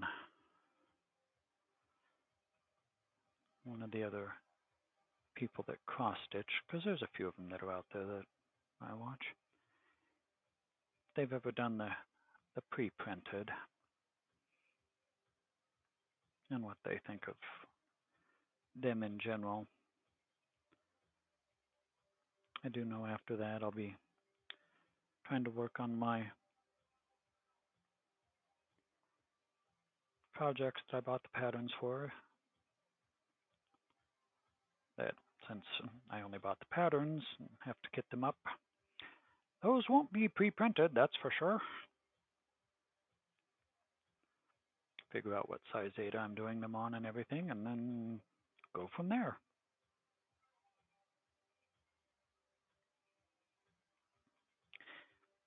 And I do have another cross stitch in hand, same size as this one roughly, I believe. I think it is the same size. I have to double check. It's Baby Yoda / Grogu.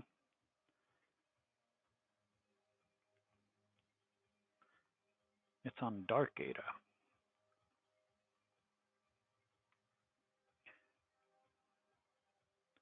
So I'll have to see how well that works with my eyes.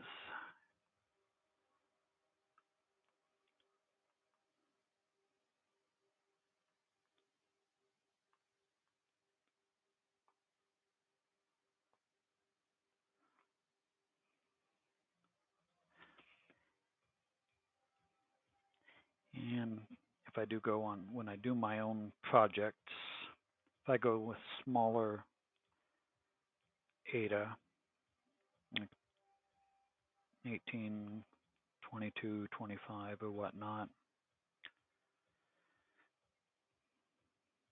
might need to get a little higher quality lighting, shine down.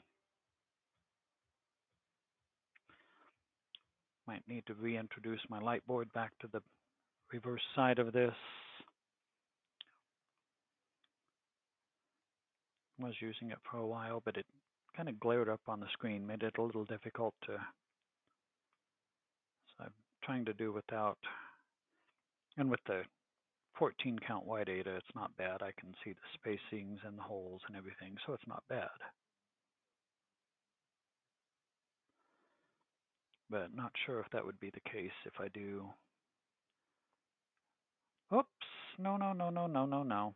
Dethreaded, so let's fix that real quick. I hadn't done that for the most part tonight, so guess I shouldn't complain too much, but boy, I just made a big old tangle here. Let's see if I can undo the damage. Yeah, we got one heck of a knot here, boys and girls. All because I wasn't paying attention.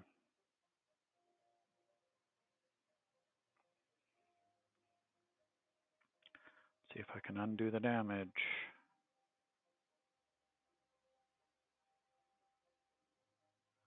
Try to keep everybody separated here.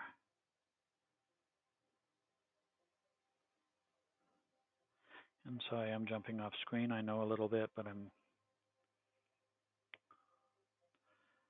trying to make sure I give this as best an opportunity to fix without tying it all up as I can, and which means I need it closer to the old eyes.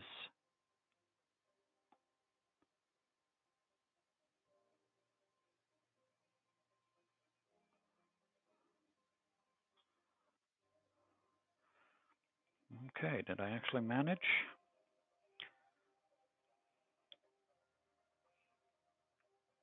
Well, I'll be darned. Would have lost that bet too.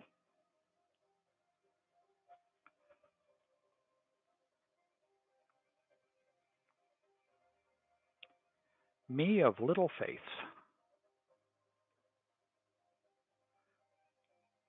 Of course, last week, I forget, was it? I think it was Wednesday when I was working on this.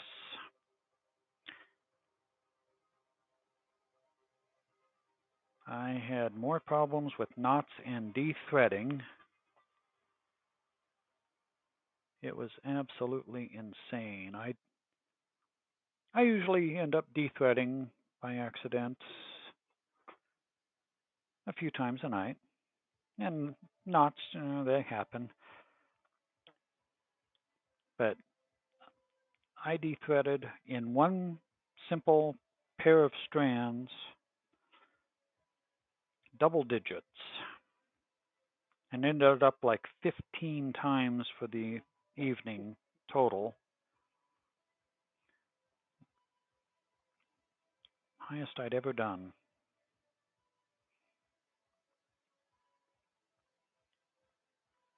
Tonight I'm doing better with the de-threadings. Trying to be better about where I'm grasping the needle. Keep the threads tight and contained.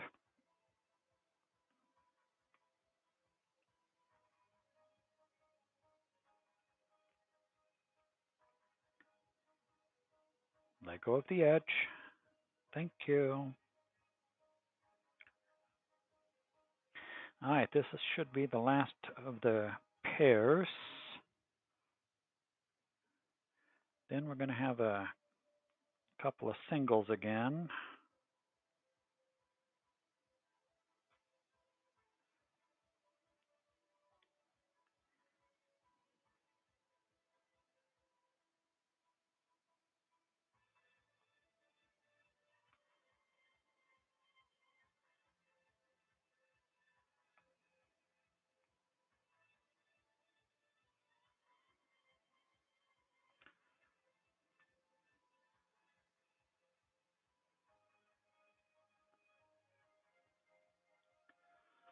All right. So now we're going to do 2 singles and then a reverse row of 2.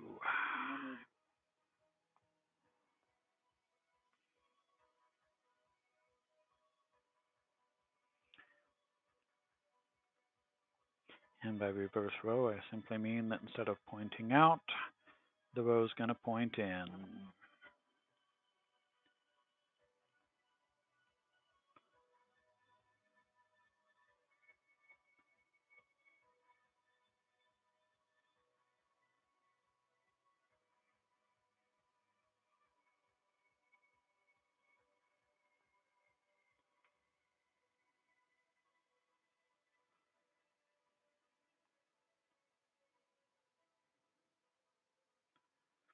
I was telling my friend that got me introduced to this hobby, as well as the diamond painting. Definitely a big difference in the amount of time that it takes to complete projects. I started both last December. This is only my second cross stitch.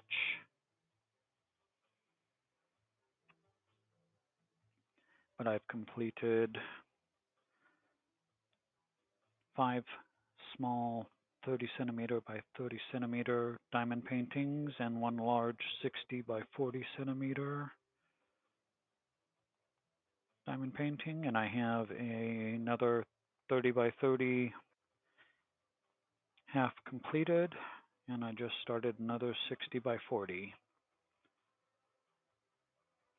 And when I say this is my second cross stitch, my first one was much smaller. It was my training cross stitch to see if I even liked the hobby, the process, the requirements for what you have to do for counted cross stitch, and I found out I did. But that one was only a little tiny 3 by 3, very simple cross stitch, which I still loved. I thought it was very cute. But yeah, it definitely is different. Okay, so now we're going to go here So there's those.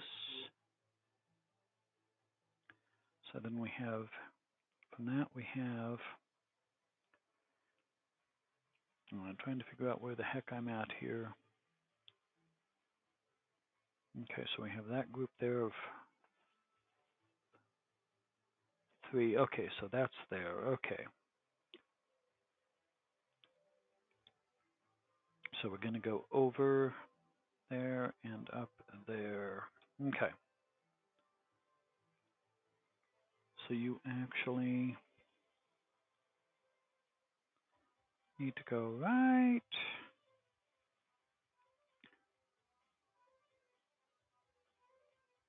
Oh, come on. Hello, Mr. Needle. Come on out. Don't be shy. Thank you. Now we have 6 more weeks of winter. The gopher saw his shadow. Just triple checking before I do this to make sure I'm in the right spot. Okay, it says yes and yes. Okay.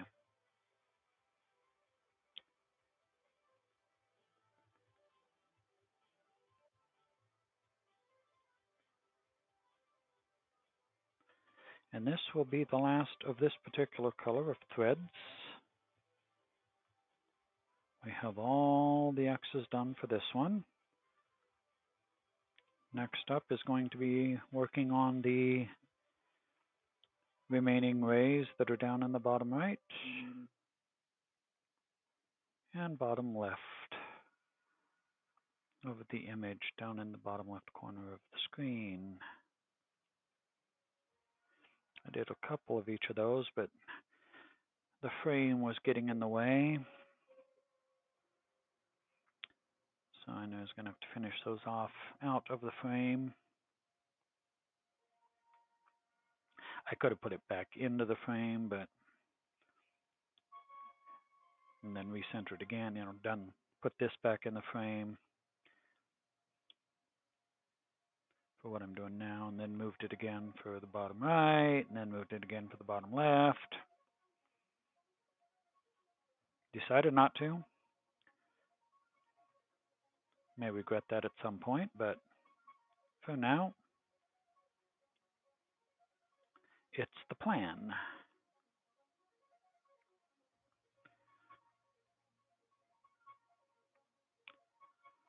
All right, and then the final one is in the center here.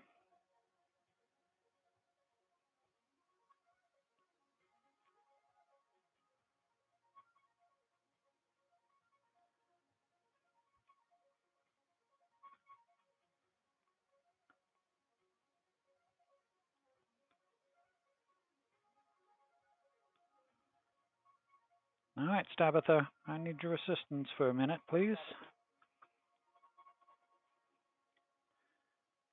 All right, we got that. We got you guys up and around. Got those down the side. Got there. Got that in the middle. All right, let's take a look at the actual image itself, which, granted, also includes the backstitching that we don't have yet, but all the way around, got all the way around, got all of that. So, hey, looking pretty good.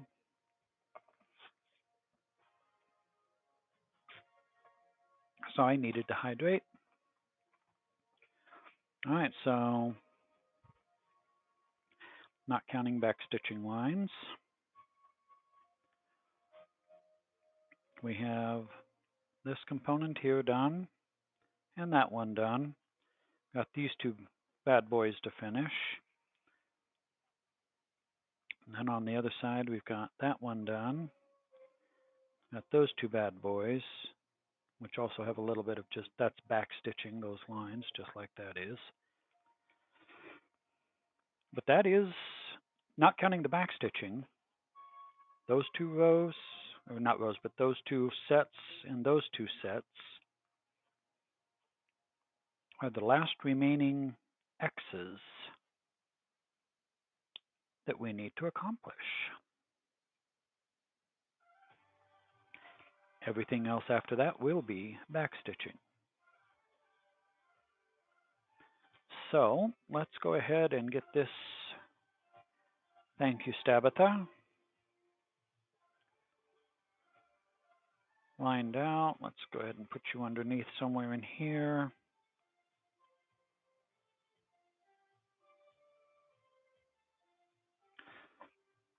I don't think I'll be able to get another 4 here, but let's see if I can at least get like 3.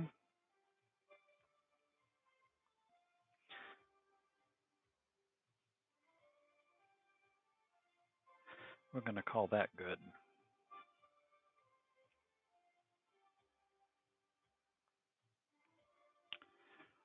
All right, and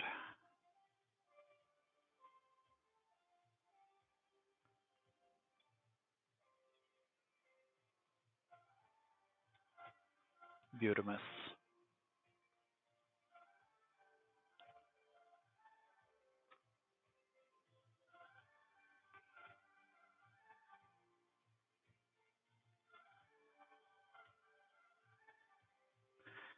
All right, so for those particular ones, we need our pale blue.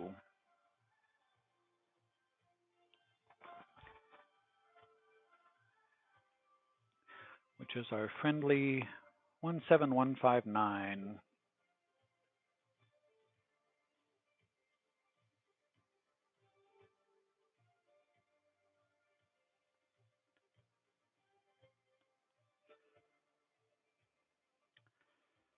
Which is these guys over here on the end. Okay, so let's go ahead and get everybody else moved out of the way. And let's get a set of 6 separated here.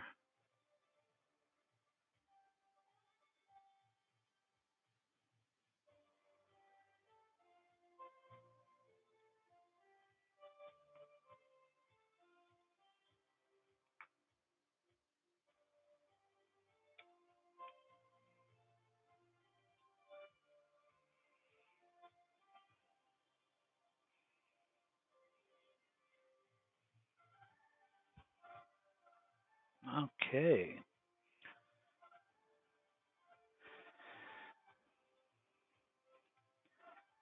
Say hi to all the friendly people out there, Stabatha. Don't be shy. You're doing a great job. We appreciate you. Okay. So let's get the 6 threads separated out just so I can see them all. There's 2 there, 2 there, 2 there. And we've already said it before. We'll say it again. Trying to do more than one at a time does not work for me. So let's just go ahead and stick to what works. All right, we can separate strand number 1.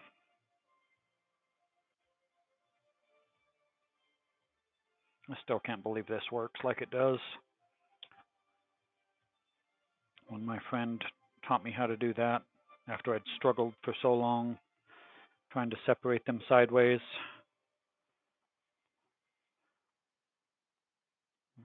I said, nope, just do this. And it's like, no, that's not going to work. That makes no sense. And they showed me and it worked. I tried it and it worked. It's like, okay. Cannot argue with results. My brain said, no, it won't. But reality said, your brain don't know what it's doing. All right, and separate strand number 2. Beautiful. Line you guys back out, because I'm sure we'll need you for another pair later on. Nice and straight.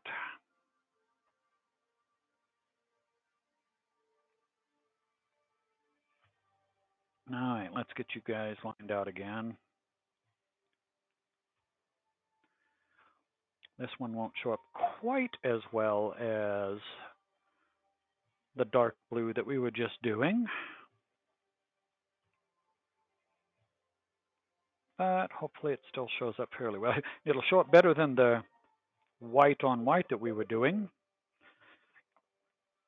That was last couple of streams that we were doing cross stitch on, was the white on white. Had white thread on white Ada, and it just, no matter what I did with the lighting and angle of the camera, backlight, no backlight, it just was really difficult to see on stream. All right, we got you guys lined up. Yep, okay. Make sure we get you all nice in line. No knots to start at least.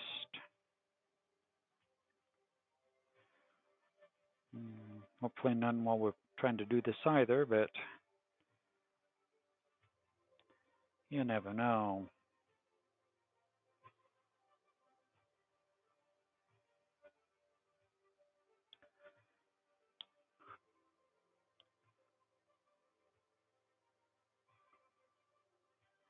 All right, one more quick thing here.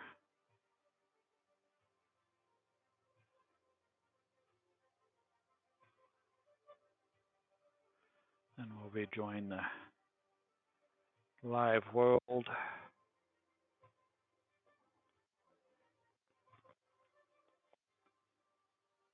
Where's the skizzers? There they are. Oh, come on. Thank you, Mr. Scissors. All right, so now we've got that set. Let's get Tabitha taken care of here. Thank you, dear friend.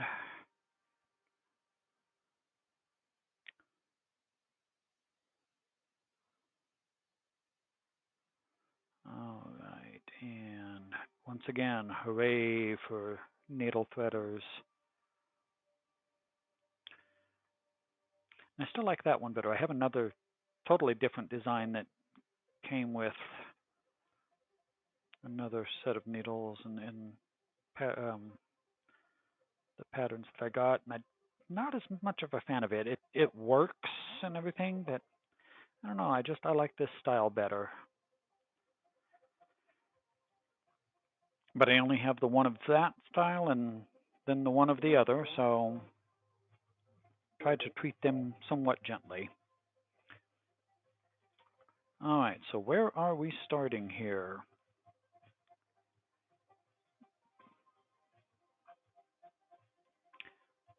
So we need,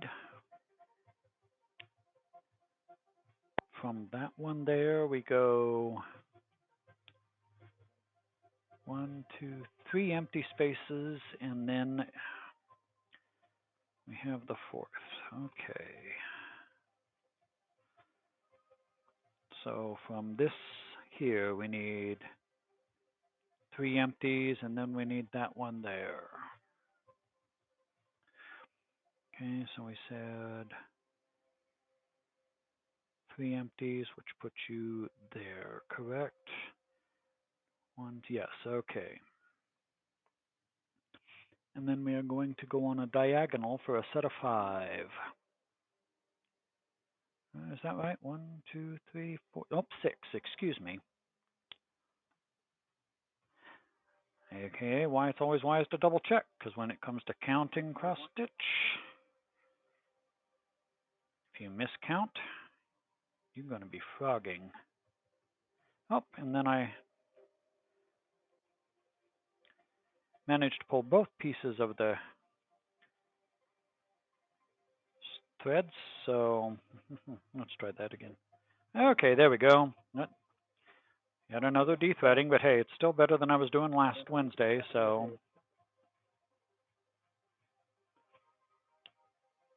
third set of strands working on, and still haven't got even close to double digits, so hey. That's a win in my book. I know I'm not as fast as those others that are out there, but hey, I'm still learning, so don't know that I'll ever be as fast as some of them. I'm not here for trying to be the fastest. I'd like to be good at what I do. Hopefully I will get there. I don't claim to be really good yet. I'm still probably making mistakes. But so far I'm still liking the way this one's turning out. I think I'm doing a pretty dang good job. So my friend I've been sharing pictures of the progress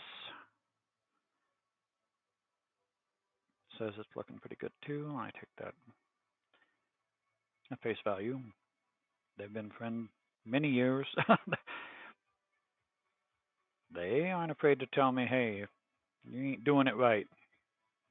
They know I appreciate the honesty. Not harsh honesty, but honesty.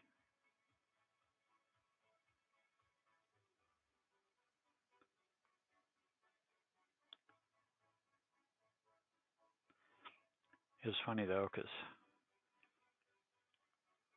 it would be much easier if I still lived in the same state and area as them like I used to.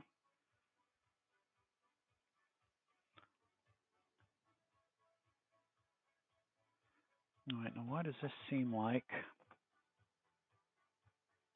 I'm suddenly too close?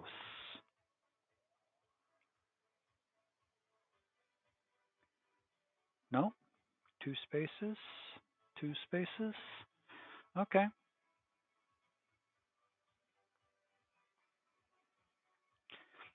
Supposed to have a space of two between these guys and the blocks on the right, so I have that.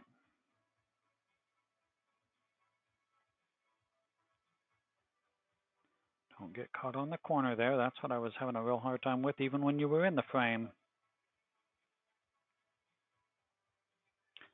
All right, and we said we were doing this for diagonal of 6. We've got 3.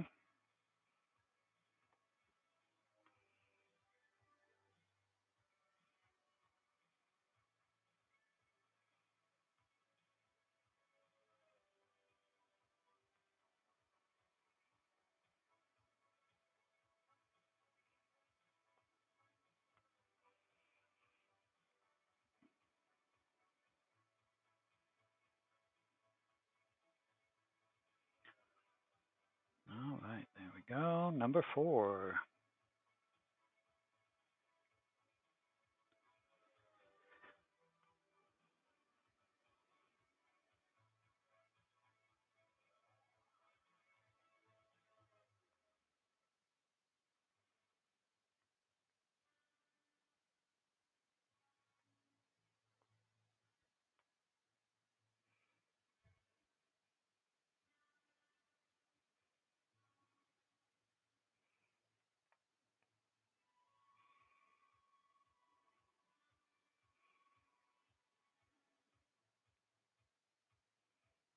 Come on.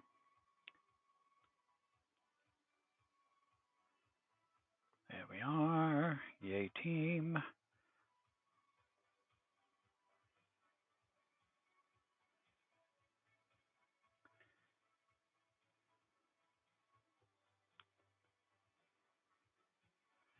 All right, now we have to go down 1.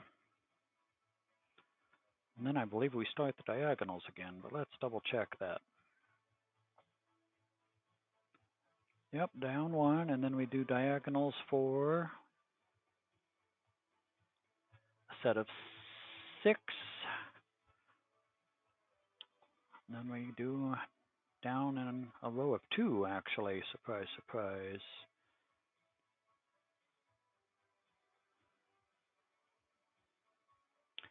All right, so down 1.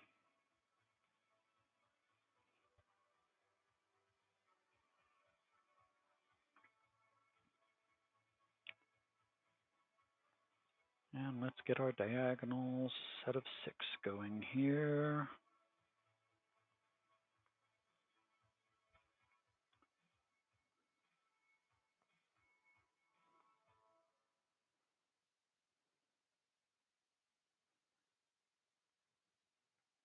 Here, little needle, thank you.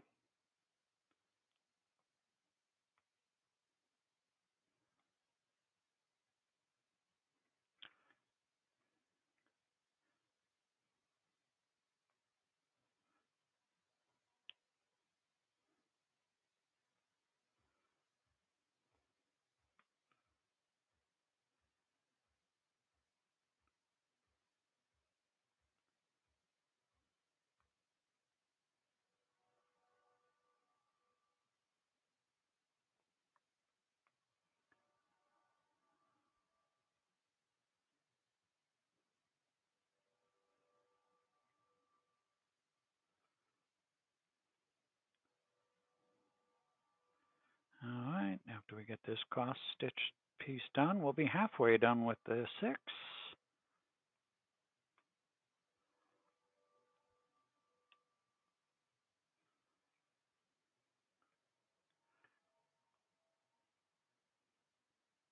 Way to go, team.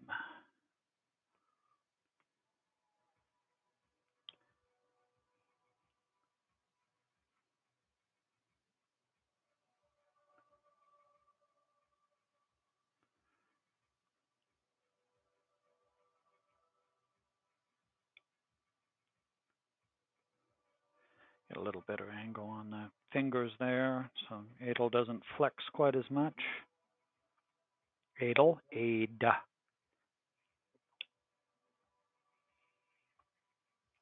Words. All right, there's stitch number 4.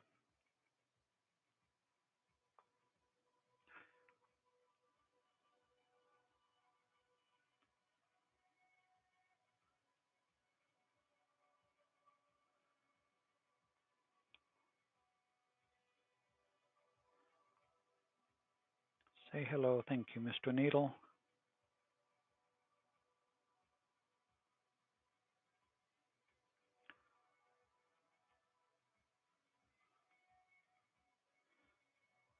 There's 5.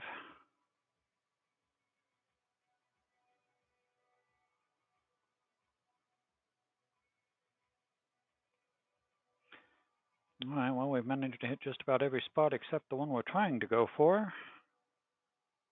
There we go.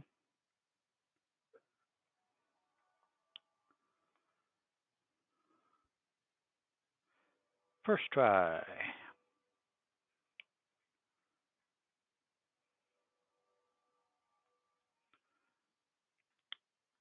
To borrow from a streamer that I watch.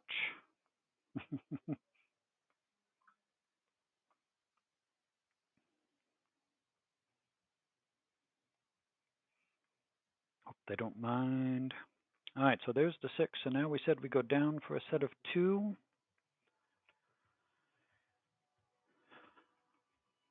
So let's go ahead and do that. Straight down here and do our set of 2.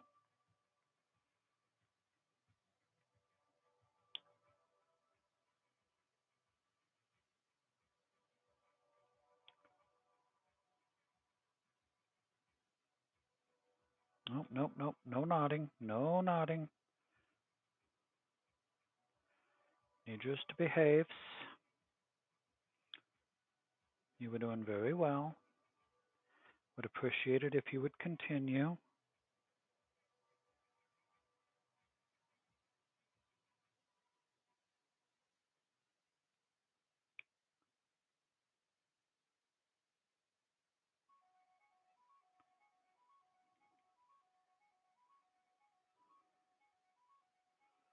There we go. Thank you. Ouch. It's a good thing these cross-stitch needles aren't sharp.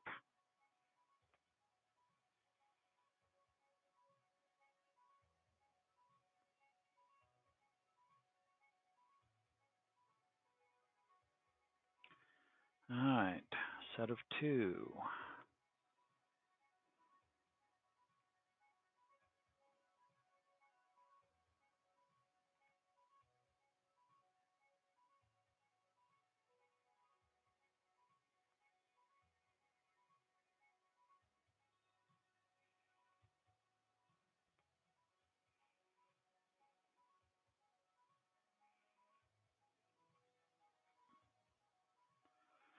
Down 1. And then we do this one and a diagonal for another 2. All right. Yay.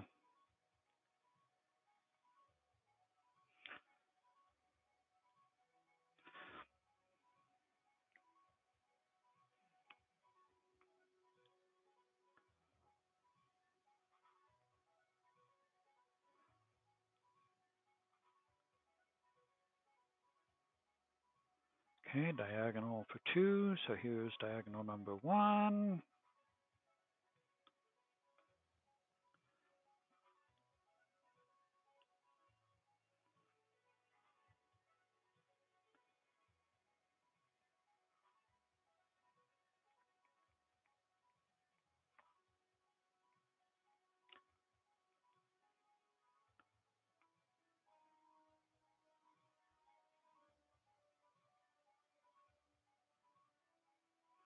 And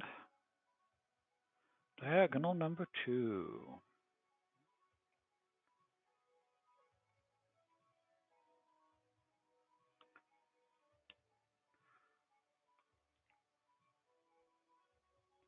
Almost looks like I know what I'm doing. Isn't that a scary thought? Check outside, make sure pigs aren't flying by. Have to put in a call to Hades, see if it's frozen over down there. All right, Stabitha, I need you to hold that because I need to do 2 things. One, I'm going to go and take care of one thing that'll take me 60 seconds.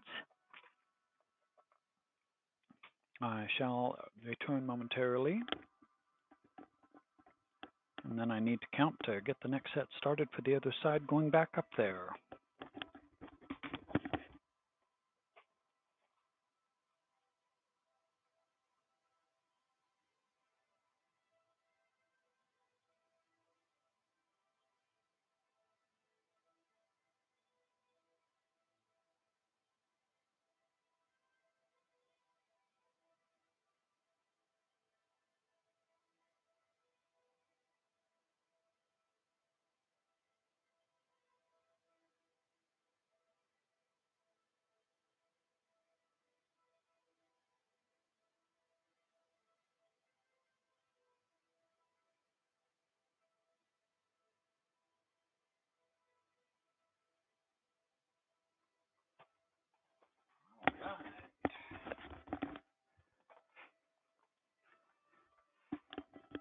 And we're back.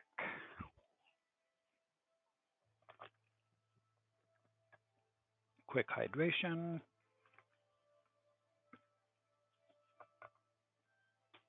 Okay. Next set. We need 3 empties to the left. And then a set of 4. See if we can figure this out here.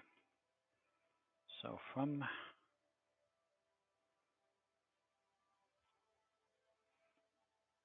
there, said 3 empties and a set of 4. Okay. Let's do it this way then to start. 1, 2, 3. There's our 3 empties. 1, 2, 3, 4. So we're going to cheat.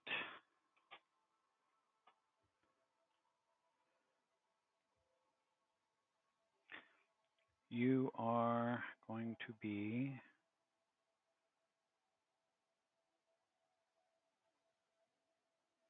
our friend that marks. We can always do it that way. You know, if you figure this out, Spy Guy, do it the easy way, not the hard way. I'm really good at doing things the hard way. Okay, we said that was 1 up and to the left, so there we go.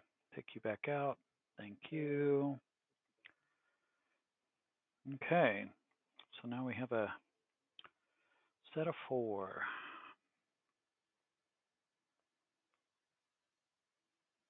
And we'll go ahead and do these half stitch right, cross stitch back.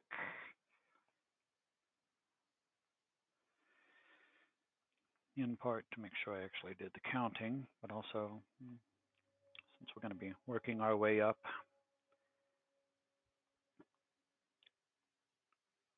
Not really in there all multi-wide rows. We don't need to do individual X's.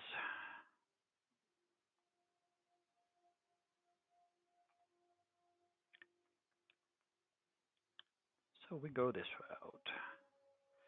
All right, there's number 3. All right, number 4.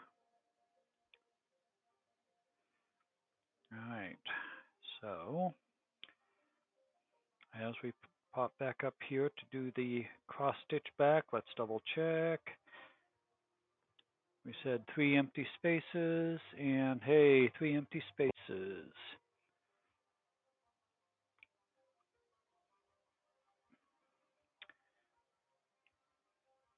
Yay, team. Look at that, Tabitha.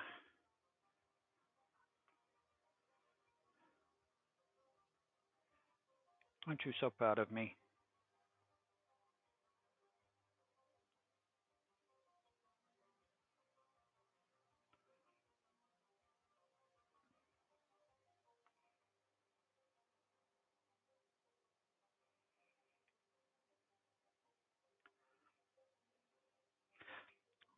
Although it is interesting, up until very recently, like within just the last couple of months, I had not come across much in the way of cross stitchers on Twitch, which was kind of surprising. Fair number of diamond painters,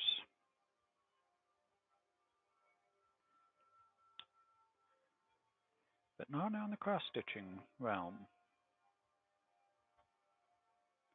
But now I've found there are quite a few more, which is nice, because it is nice to watch them.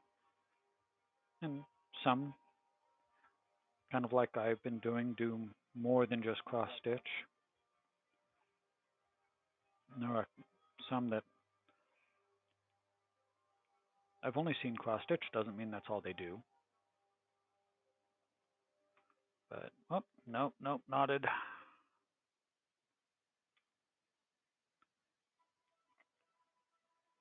Still been highly enjoyed to watch all of them.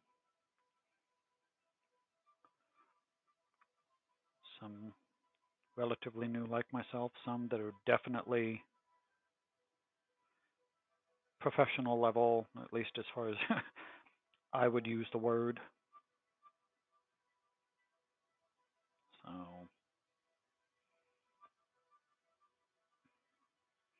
and the variety of projects and choices of genre, etc. It's fun to watch, learn from. And so far, and this is true not just of the cross stitchers and diamond painters, but the makers and crafters in general have all been very kind, generous, willing to share knowledge, answer stupid questions, which I have plenty of.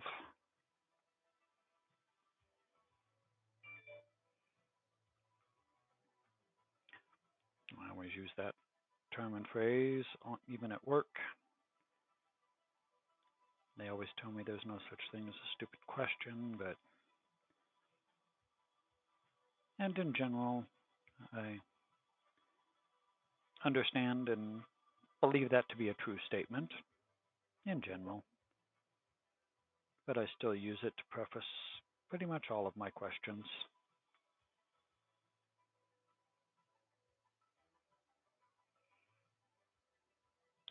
Fits in with my style, my personality, so. Oh, nope, not. Let's have a not.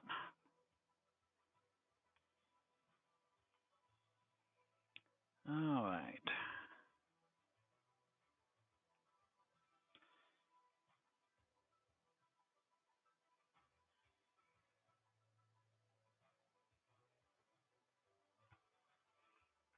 So I didn't realize I was down low on the frame there. Much apologies.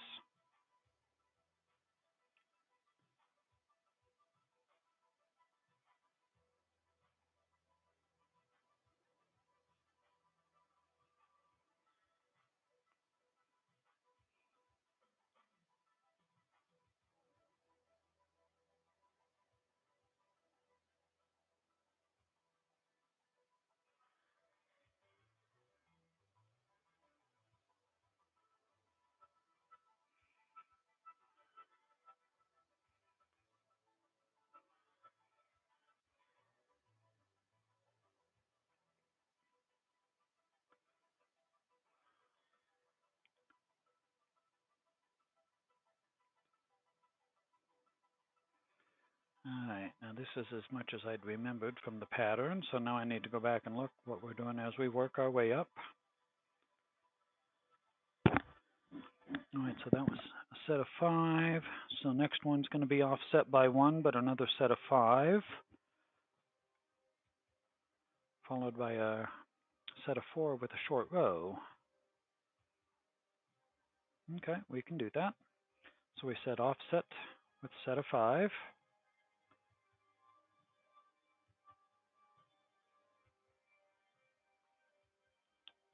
Be miss. And then we'll do the set of 4 with a short row. Whoop. Helps if you don't do, well, helps if you also don't not plus do that. Oh my goodness gracious. Thank you.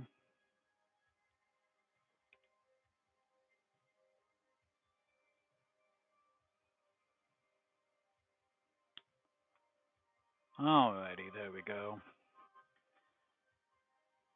I'm not going to say anything because I don't want to jinx the ability of the knots for this evening, so we're just going to say thank you and yay, and let's keep the pattern going here.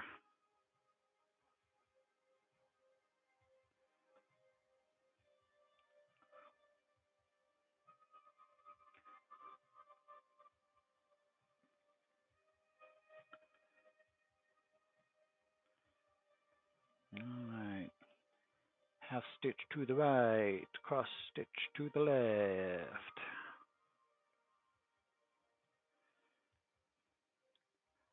We're on the half stitch to the right portion of our program.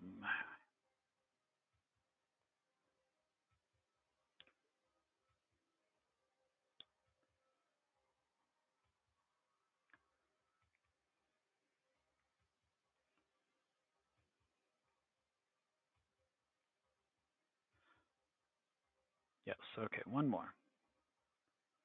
Because we said this was the row 5, and we should end up one short of where we were previously. Because it was an offset, and we did. Yay. So now we cross stitch to the left. To the left, to the left, to the left, left, left.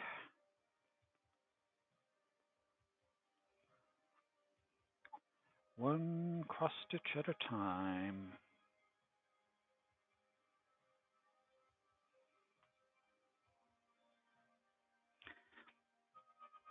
Actually, real quick, let's kind of give the threads a little bit of a D-spin. There we go. Good. Okay. Back to the cross stitching.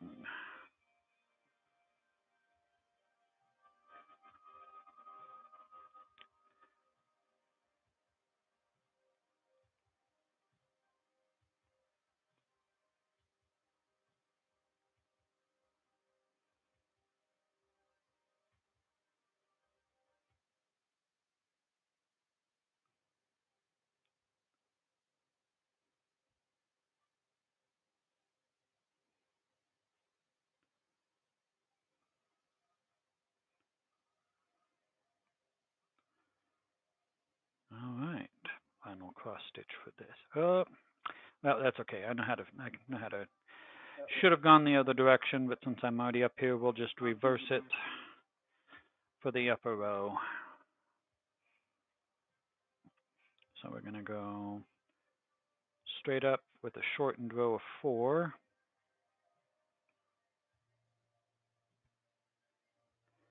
But we'll reverse the direction that we did this first set here, or this first line, so that we always keep the bottom stitch going in the same direction there. I was told that's critical. And not just by my friend, but by others on Twitch. A couple of short videos that I watched. So I'm not going to question them on that. I always work mine with bottom stitch going bottom left to top right, or top right to bottom left. Can work either way. then the top stitch going from bottom right to top left.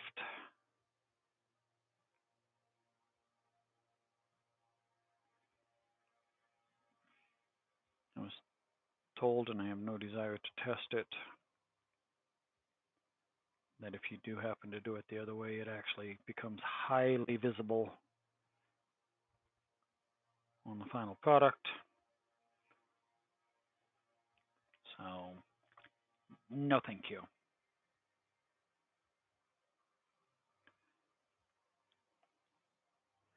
These projects take a lot more time and effort, and I'd rather make sure I do it right and end up with a nice quality final product than all of a sudden look at it and go, oh, son of a beehive.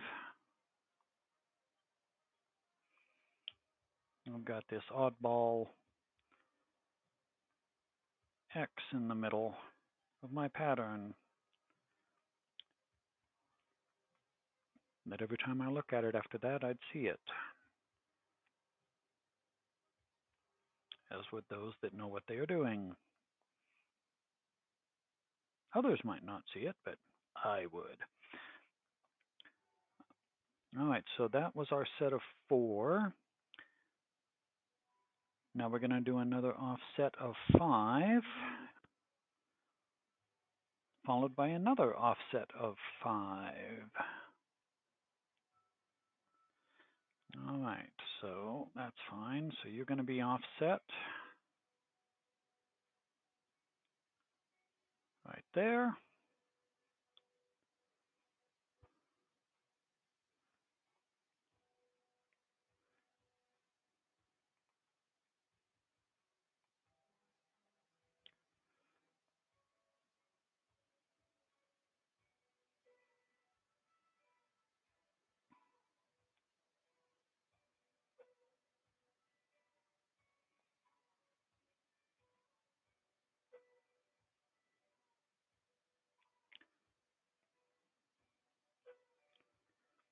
Okay, there's 3 of the 5.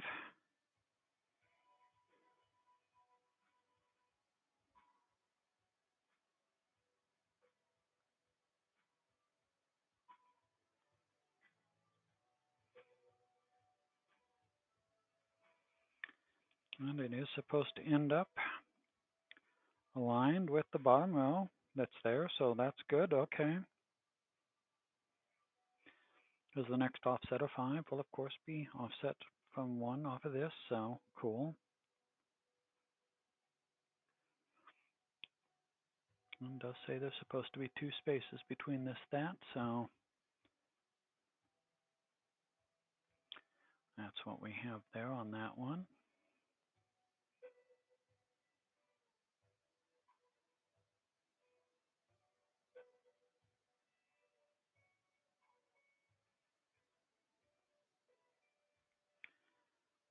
Yep, okay, so I'm just double checking the pattern.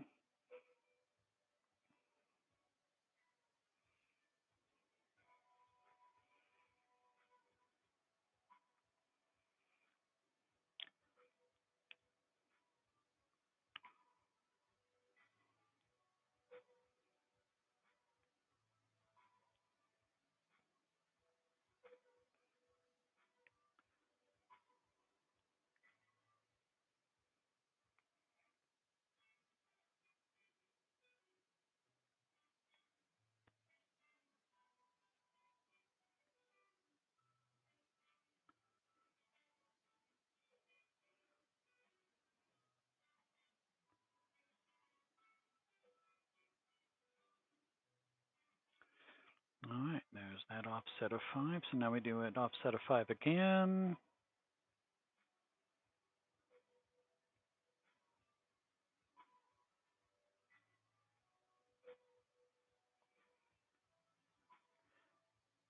And half stitch to the right, times 5.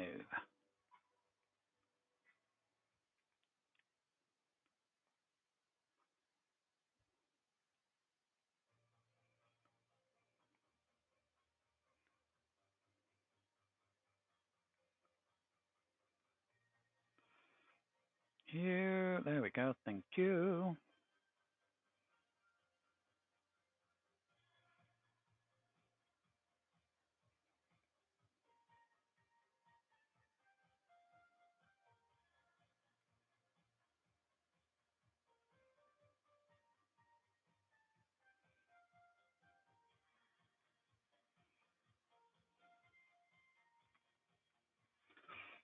All right, one more half stitch to the right.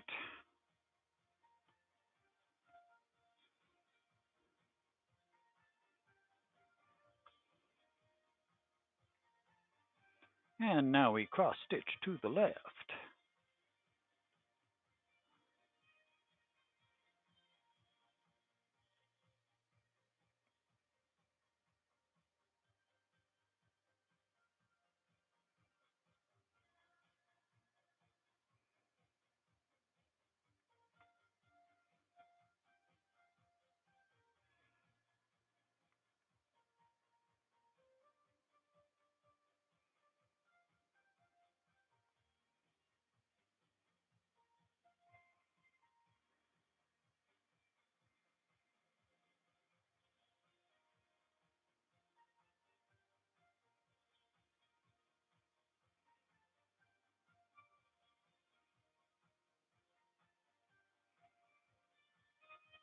All right, now what are we doing? That was that offset of 5.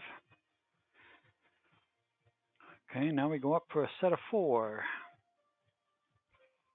Should have checked that before I did it, but that's okay. We can once again just do the reverse stitch.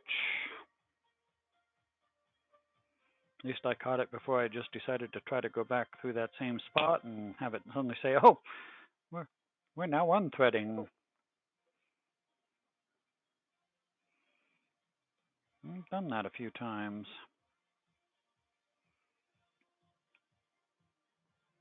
But after we do this set of 4, the next one is an offset of 4, so we don't have to worry about where we end this time on the way back.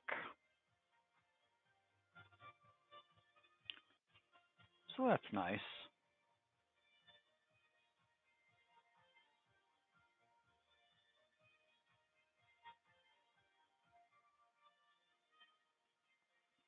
Sorry, got off screen there again. I do apologize.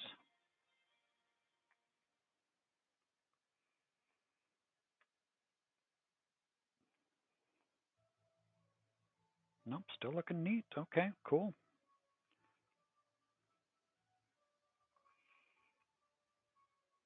Thought maybe I had a little bit of a tangle there, but it said, nope, we're behaving. All right, we said the next one is an offset of 4, so I don't have to worry about the ending here.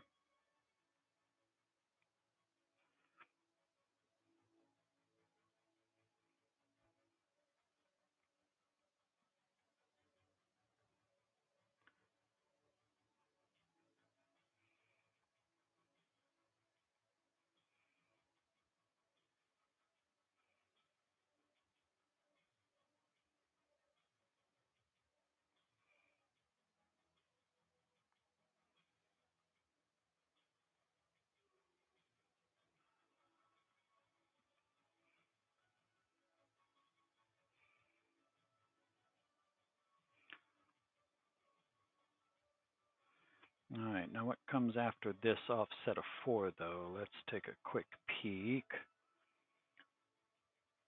So we did the 5, then the 4.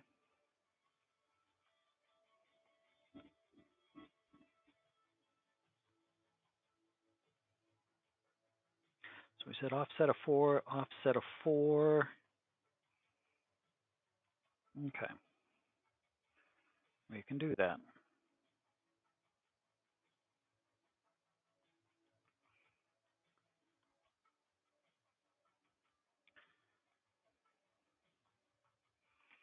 I'll be the little engine that could. I think I can, I think I can, I think I can.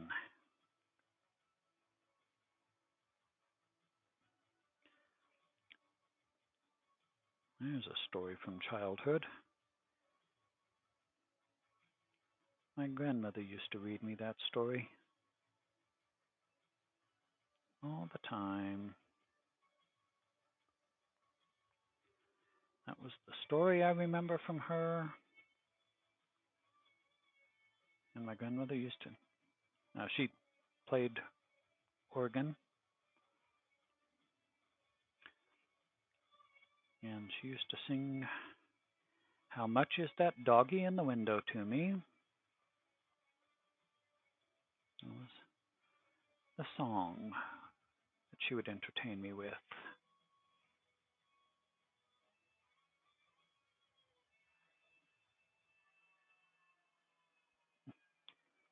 My grandmother played the organ. My father.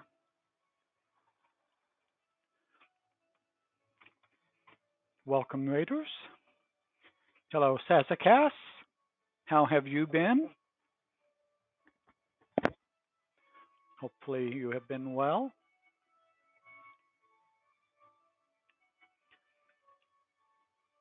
As you can see, I've still been working on our friend, the Stormtrooper. Took him out of his frame because had to get these outer lying areas. Well, thank you very much. Thank you for the follow, Amela.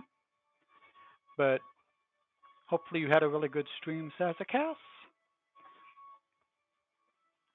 If you need to raid and run, take care of those after stream things, absolutely understand that. Thank you for liking the blue stitches there, Imperfect, and hello, Betsy Paints.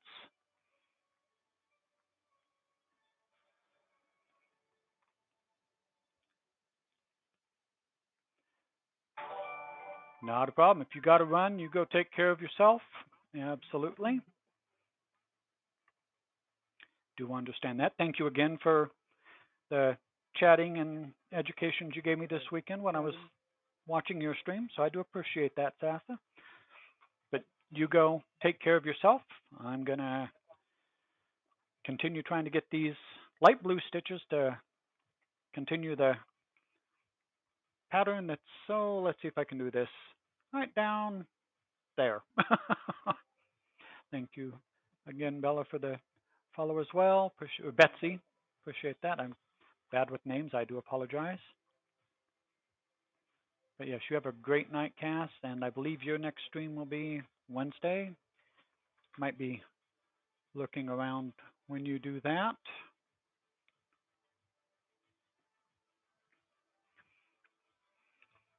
Stop in and say hi, of course. But you have yourself a great night. Hope everyone else from Sass's raid, Sassacast's raid, was having a good night. And apologize if you prefer to be full name Sassacast. I was still trying to learn all the appropriate ways to address, so if none offense was meant, of course.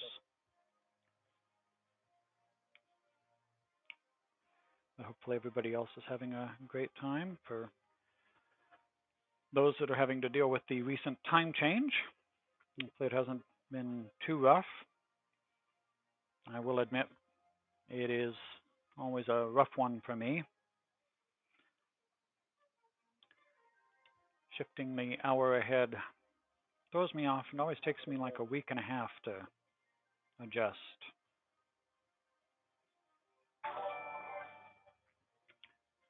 Thank you for the follow, Wendy.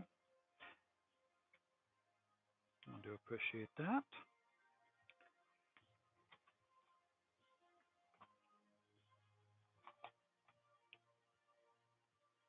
All right, so we said we were doing my set of 4. And I do apologize as well. I'm very new to streaming. Only the middle of last week did I actually hit 30 days since I started streaming. So forgive any faux pas.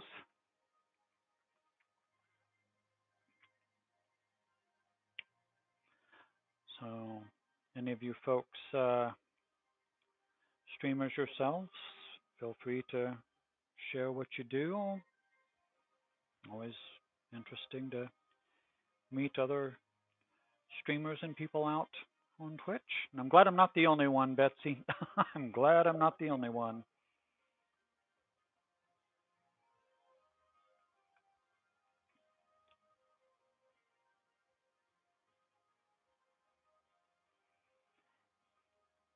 Yeah, this one, always a rough one. And I do. Oh, you are a streamer. What do you stream, Betsy? What do you do? Tell us all the things.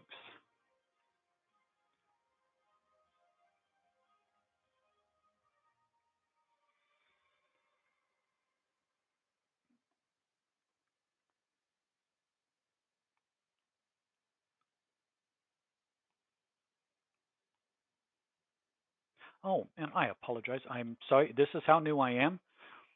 I should have done this, and this is going to take me half a moment. Let's see if I can do this properly.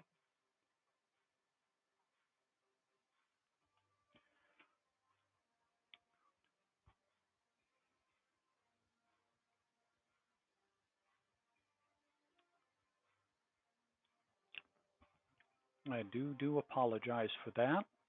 Sassacas, I apologize. You're probably already gone. I apologize. It's one of those things I need to just do.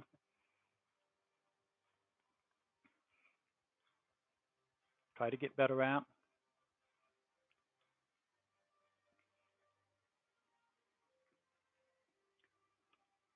And Betsy, you mentioned you were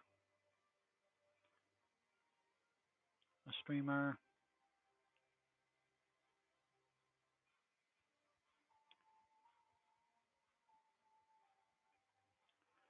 Arts, crafts, gaming.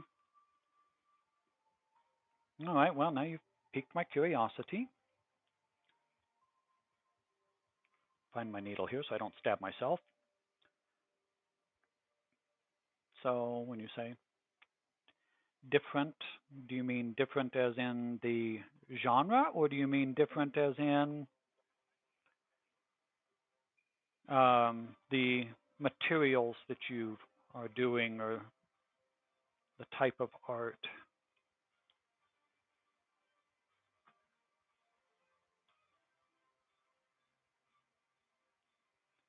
Cute emotes.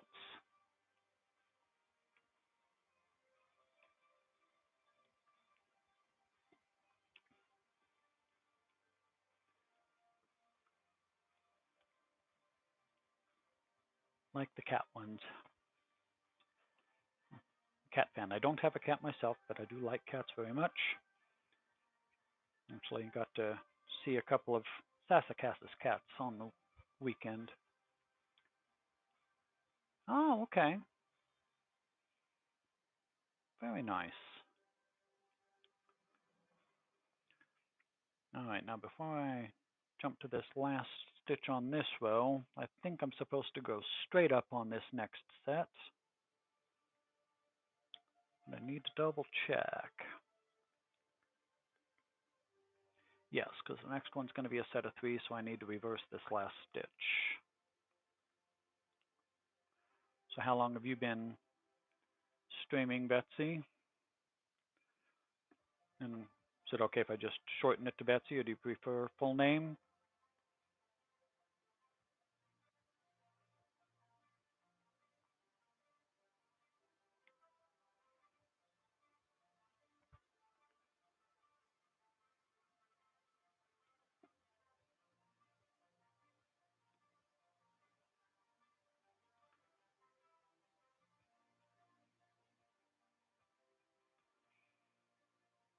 At some point, I'm figuring I'll stream some games. I usually do like the Civilization, as well as Far Cry, some of those.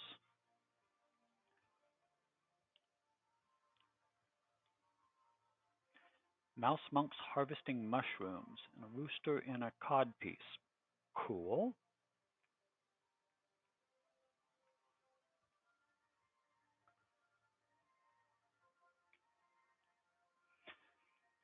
So what type of painting do you do?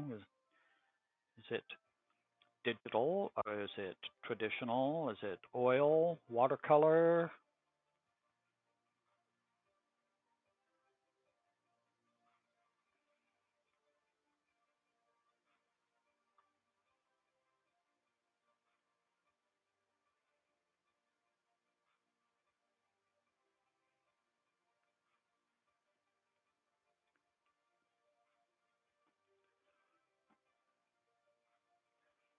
And before I forget, give you a follow so I can check out your arts. Watercolor, acrylic, and gosh, I always struggle with the way that's pronounced. There's an artist that I watch on stream. Matter of fact, they were streaming today, but they do a variety of different materials, but they do some gouache artwork.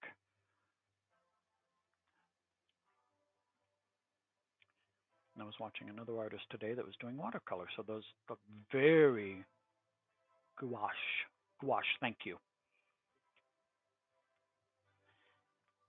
Even though I've been watching that artist for months and they do it frequently, I still it's like, yeah, words.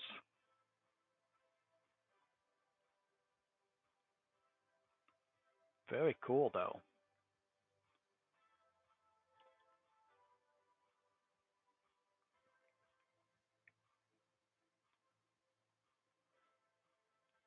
So what are the games that you play? You mentioned that you do gaming. Are they computer games, console games, board games, card games?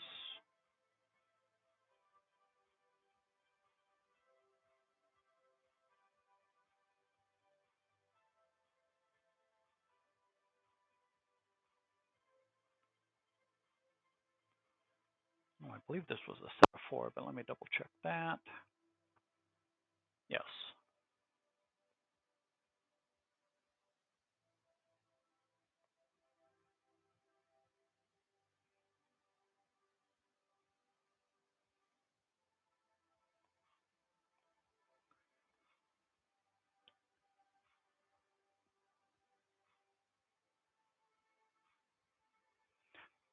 Did the paintings, not just the emotes. Very nice.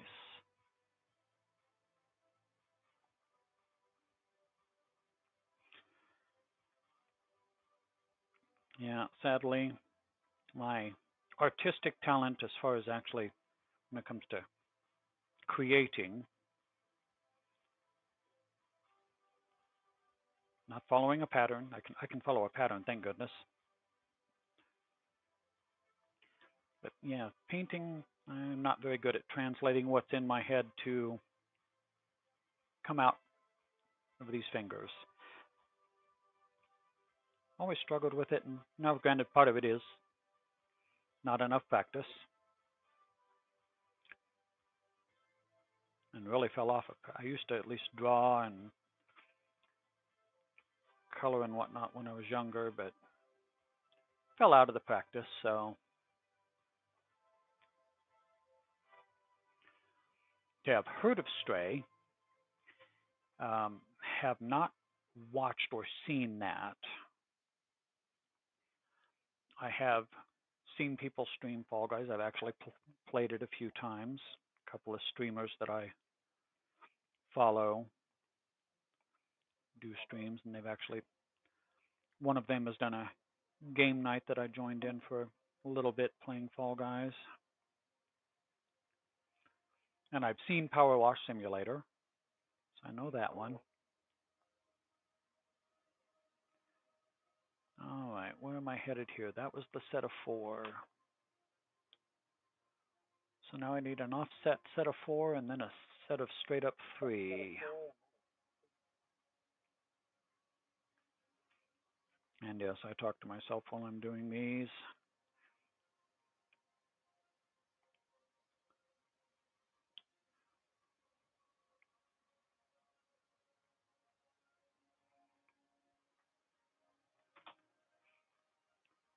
Helps me keep things straight in my brain.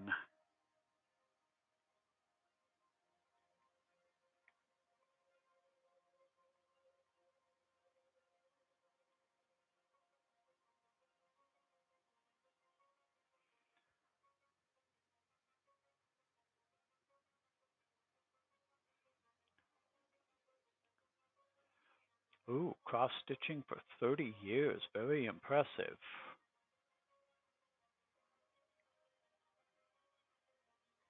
And crochet and amigurumi. And no crochet. Have not learned how to do that. I know a couple of streamers that I watch do that. And at some point I do intend to at least give that a try. Just started. I didn't for this one because when I first started it, I didn't know about it. My friend, though, I have a in real life friend that introduced me to cross stitching, recommended it. So moving forward, I will be using it. I was telling Sassacast this weekend she had recommended a person on Etsy that does store patterns, and I actually did purchase one of theirs plus 3 others, and then I'm going to be making one of my own, and got them all imported into Pattern Keeper. I do have to kit them all out, of course, but yes, my in real life friend loves Pattern Keeper, and Sassacats recommended it strongly.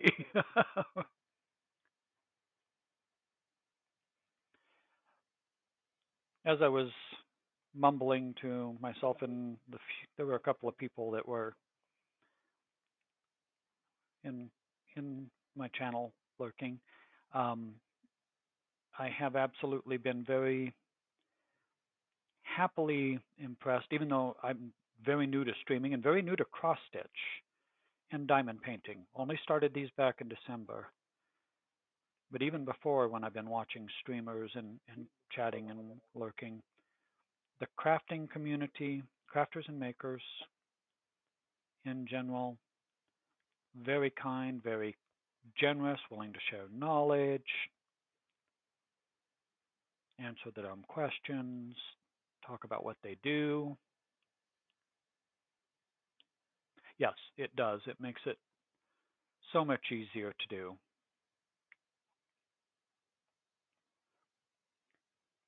And even like the singers, musicians, I follow and chat with a number of them. They're also very friendly. It's the ones that do strictly gaming, depending on the type of game and community. I know some that are phenomenal, but boy, some of those can get a little bit crazy. They have very strong opinions about how to play and who and what. So gaming is definitely a different world. Now the ones that do the multi-variety streaming, that gaming and crafting, or even different games, they definitely been pretty good. But I like the general feel and welcoming air of the makers and crafters.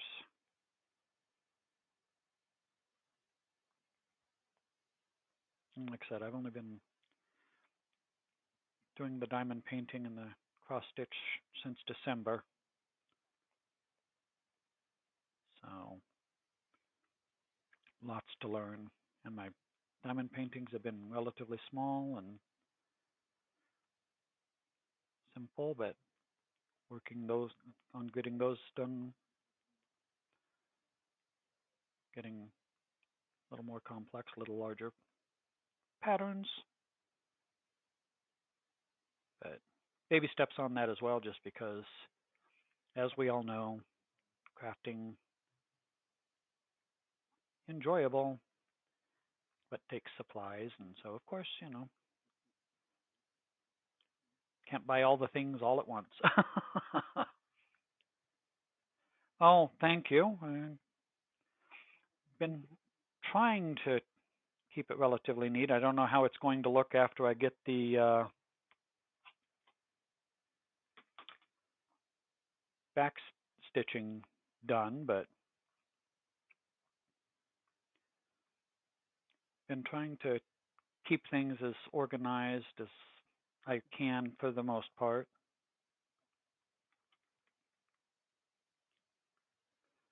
All right, let's go ahead and get you guys separated there and there. All right. That way I have one nice long strand. Okay, beautiful. All right, but thank you. I appreciate that. Yeah, I'm trying to keep things neat. Say hello to Stabby Tabby. And yes, we know she's not a tabby. I liked the nickname though, so a streamer that I know saved me from having to worry about that conundrum by declaring that Stabby Tabby was short for Tabitha. So that's my story, and I'm sticking to it. Yeah, I like my needle minder. It's one of three. It's my favorite. I have another one that's currently hiding from me. That is a kitty cat. Well, it's a light bulb, and inside the light bulb is a kitty cat in a rowboat. And then I also have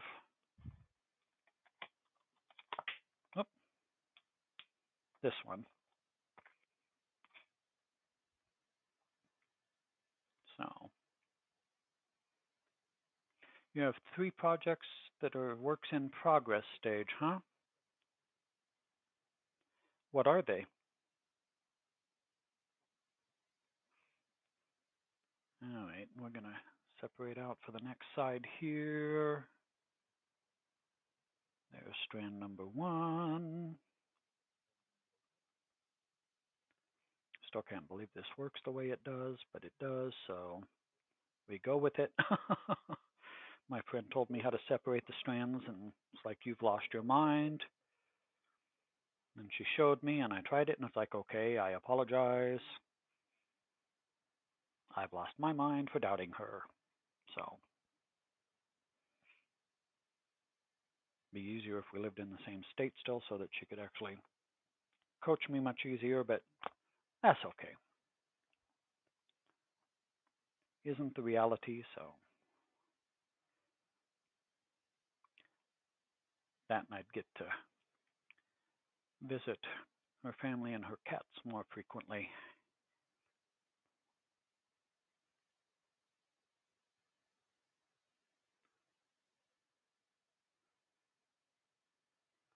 But yeah, definitely share your works in progress. I'm curious what you got going on.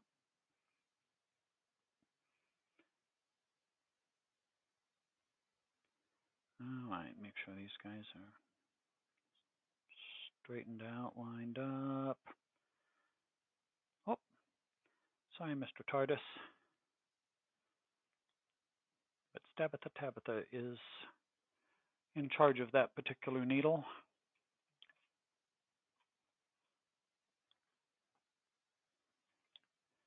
You are supposed to be in charge of that needle. Not a problem. Lurk away. Hope everybody else is having a pleasant evening as well and having a good lurk.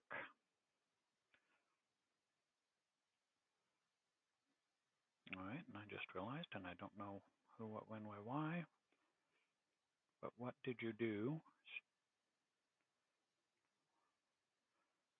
Stream with the music?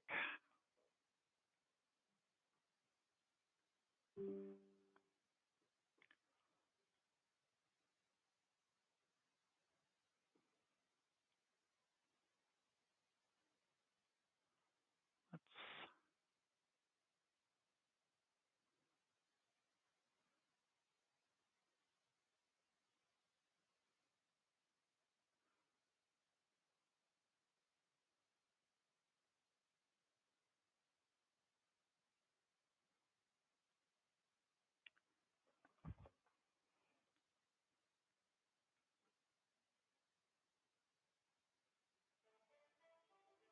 there we go.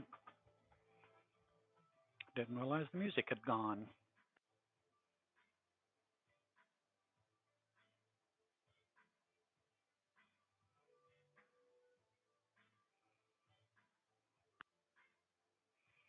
It is nice to have a little bit of music in the background. I don't always have it, but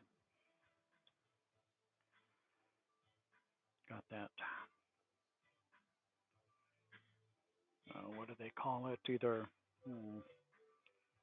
copyright free or DMCS free that comes with Streamlabs and Stream Elements. So this music fits my style.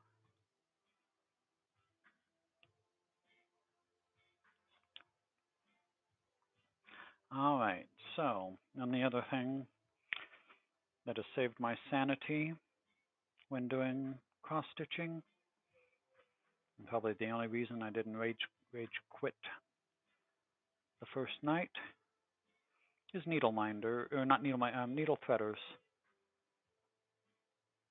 I have never been a fan of threading needles. They've been the bane of my existence when I have to do sewing, repairs, etc. So I definitely love needle threaders, especially given how frequently I de-thread. All right, so I guess we'll start with that set there, which means I go down 1, 2, 3 empties. And then we have the fourth will be the start of that case. So set you aside there. Thank you for your assistance, though, Stabby. Always appreciated. All right, so we said 3 empties. And then the fourth will be filled. So 1,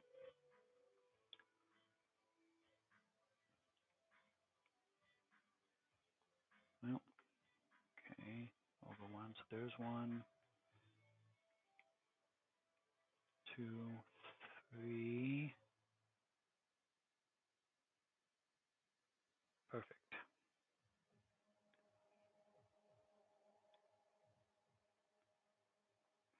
That kind of husband builds models. So I'll ask, what kind of models? Cars, planes, ships, all of the above, buildings.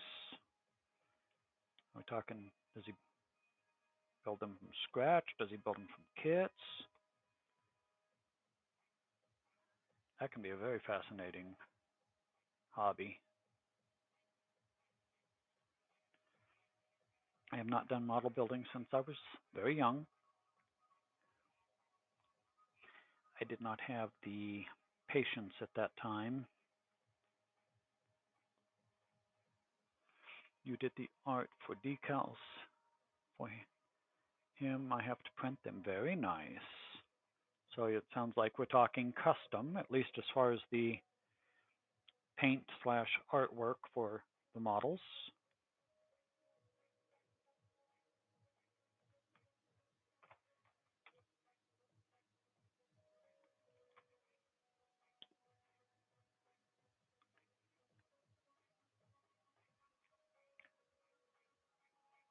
Does planes, jets. Nice. I'm don't know. This, and I couldn't tell you his name if he is the right same person.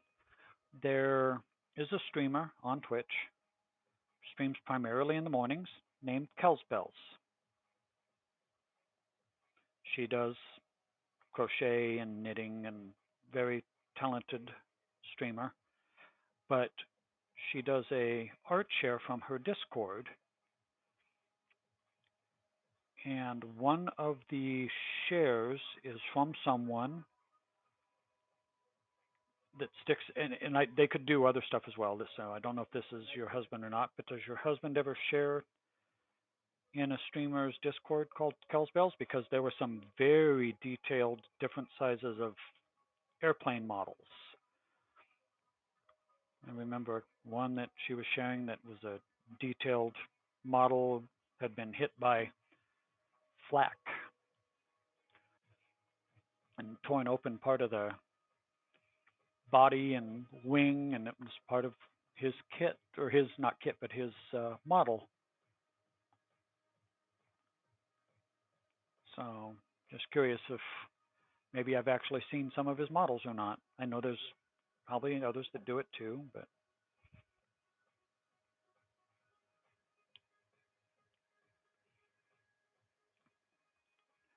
for your son, he built him the Top Gun scene in the first one.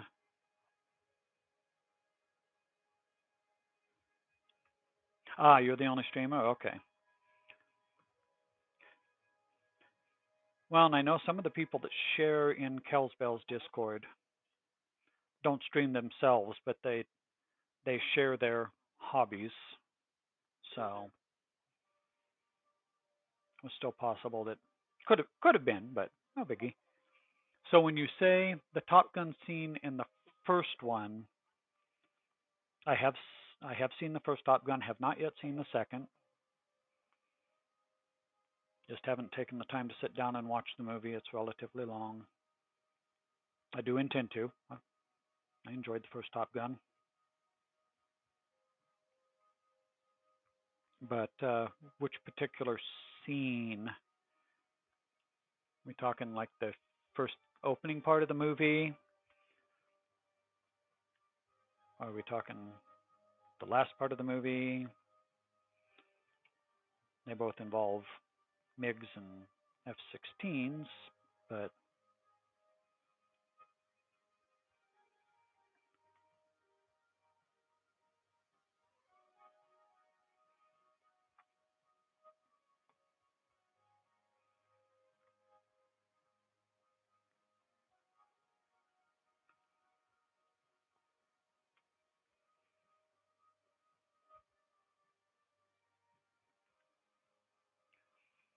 when Maverick flies upside down, very nice.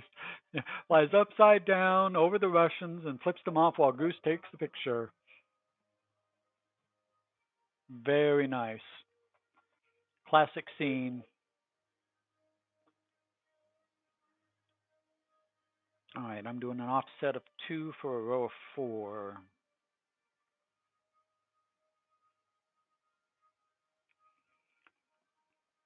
Yeah, that's definitely cool. And if it's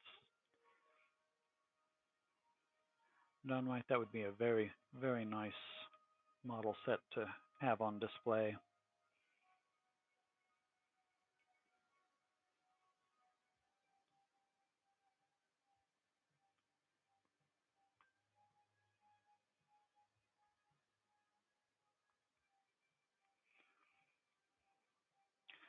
Does your husband have a particular favorite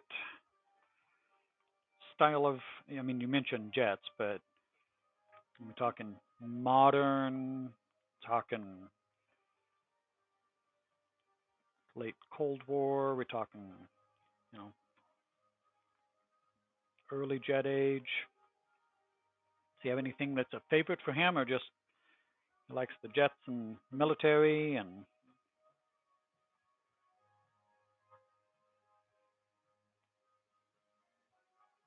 Oh, no, no, no nodding. We've been doing so well tonight. Thank you.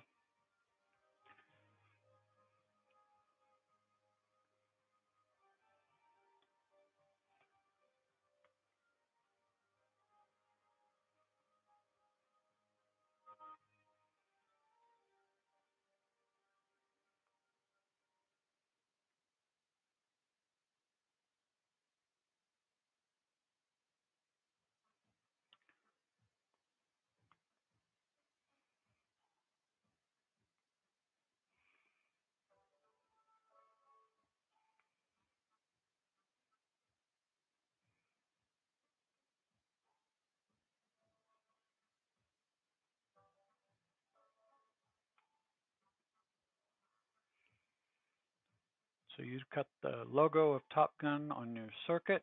He likes jets from the 60s and 70s. Very nice.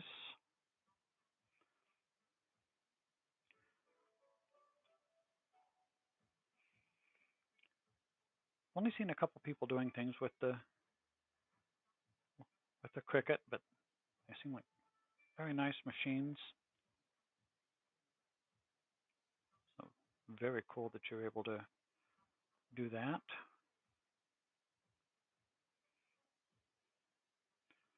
I know when I was young, I really wanted to be in the Air Force and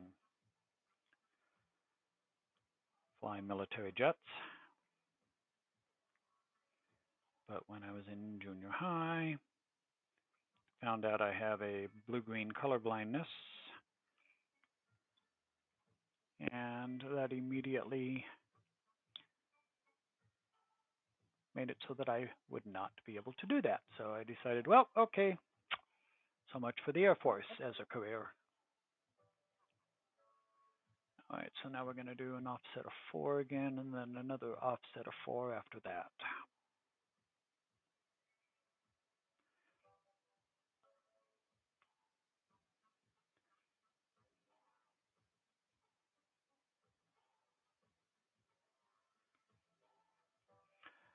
Top Gun model, he actually had Maverick's finger up and Goose had. Oh, well, and I'll be honest, apologies, I actually assumed that only because you said he makes highly detailed. So I actually, in my head, pictured exactly that, where got Maverick flipping them off and Goose with the camera. I believe, if memory serves, it was Instamatic slash. So I did. I pictured exactly that. So kudos to your husband for including definitely that level of detail. And it shows a passion for his hobby and his craft and pride in the quality. And even today, oh, knotted on the back. I don't know if I have the patience nor the steady hands required to do that level of detail work.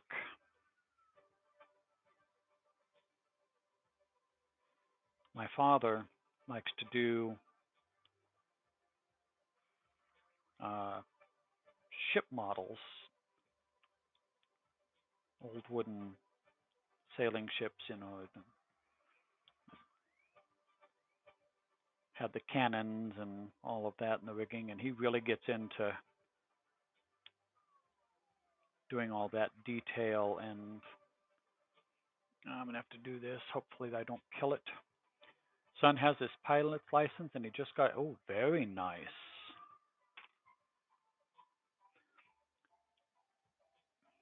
So, and apologies, I'm not that well versed in all things aeronautics. What is his career plan for his master's degree?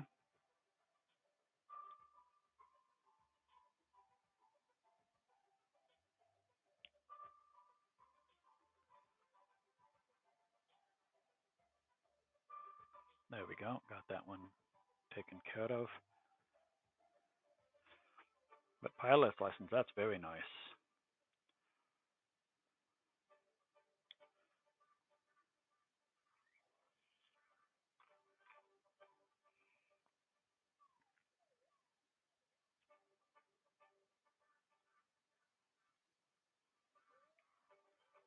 And I ask about what his career plan is just because I don't know if master's is needed for doing all things flying or if he's more going for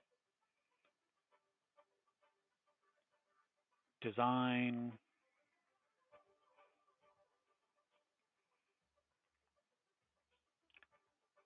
Maybe test pilot. I just like to say I'm not that, don't claim to be that versed, so I'm going to ask the question right out. What's it going for?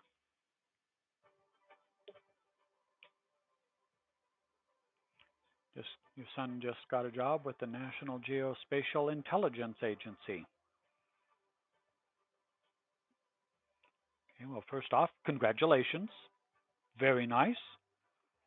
Second, and maybe this is somewhat a sign of some ignorance, but never heard of that particular organization. May have to just, look that up at some point to figure out what they do.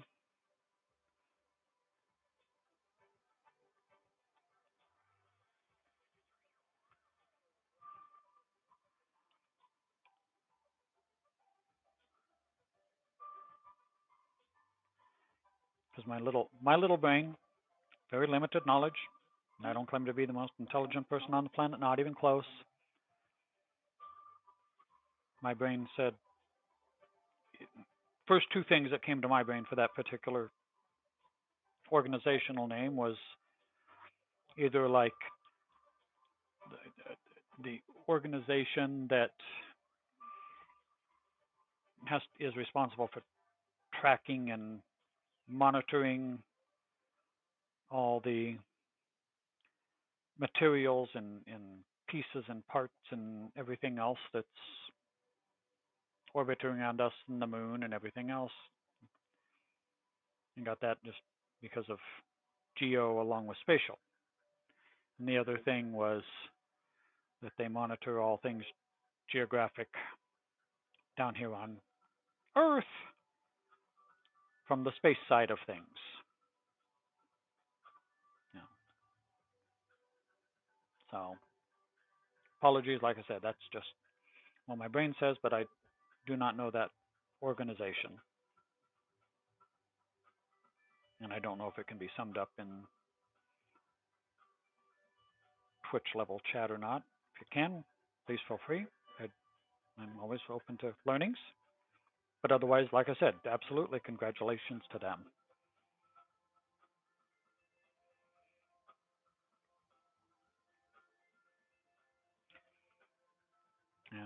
And also congratulations for the master's degree, just in and of itself.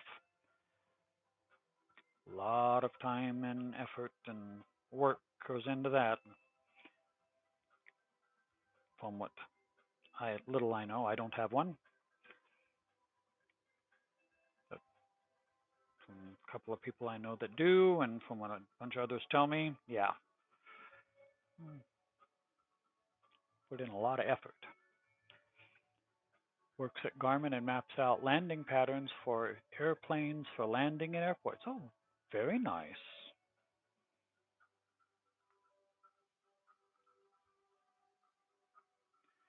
And that he is thrilled is the most important part of that. So again, kudos to him.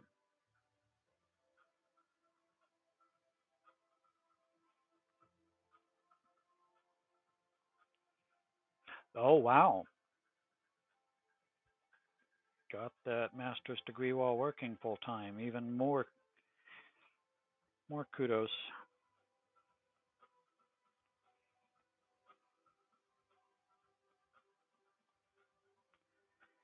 No easy feat, that.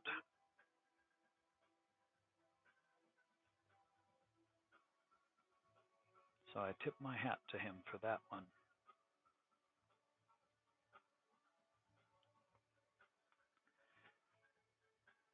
All right, so that was my second offset of 4. Now I need to remember where I'm supposed to go from here. So rather than try to remember, we're going to actually look at the pattern. All right, offset by 2 for a row of 5. And then we have 3 offsets of 4.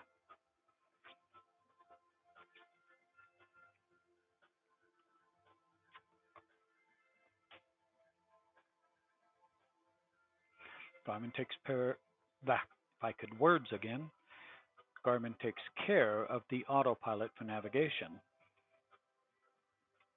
No, that makes sense. I don't know a lot about Garmin, but I do know Garmin for GPS, so that makes absolutely perfect sense. The little GPS unit that I bought for my vehicle is a Garmin. Quite a few years old, but it still does a very good job. And it can get away with being a few years old because it's not as critical for me and my little vehicle as it is for the autopilots. They need to know where to go all the time, so I'm sure keeping that up to date is just a little bit more critical.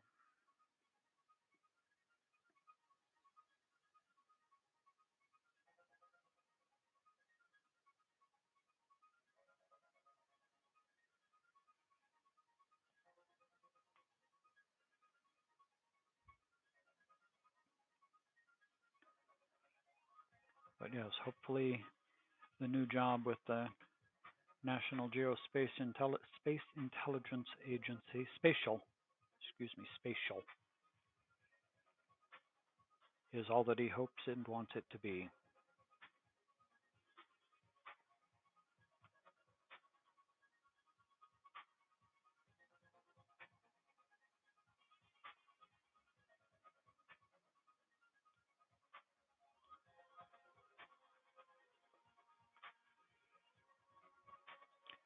All right, there's my half stitch to the right for 5. See if I can now do the cross stitch back to the left for 5.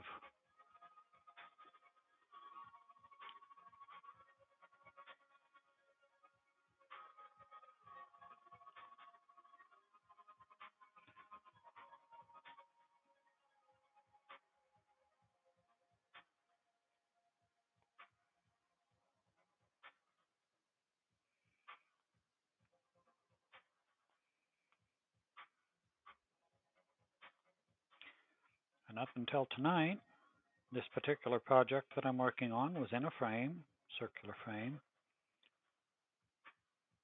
But these outline pieces, these rays that I'm working on, all got too close to the frame to be able to do while it was in it. So I pulled it out so that I could do them. You have one too, got different voices for the directions. Actually, no, I do not know Full Metal Jacket. I have not seen that movie.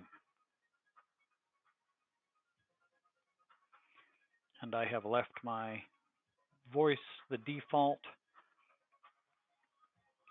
but I did change the icon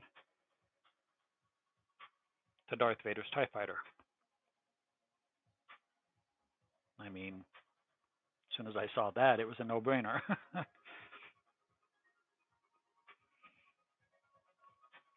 And granted, in part because they didn't have anything Star Trek. Star Trek is my first love. I do really like Star Wars as well. So, but yeah, I saw that Darth Vader's TIE Fighter. Okay. It's been that for years. No reason to change it now.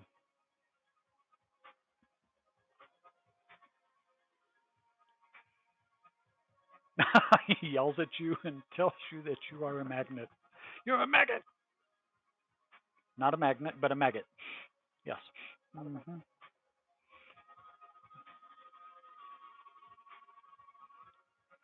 He'd be yelling at me quite frequently. Now, does he yell that to you just with the general directions, or does he do that when he has to recalculate?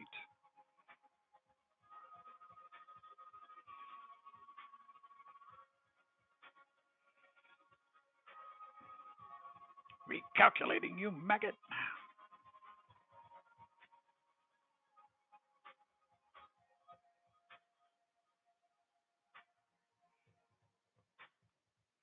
That would be too funny.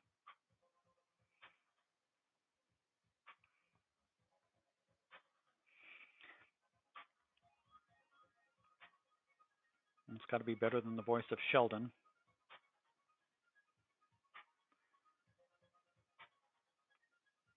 Even if he does give us his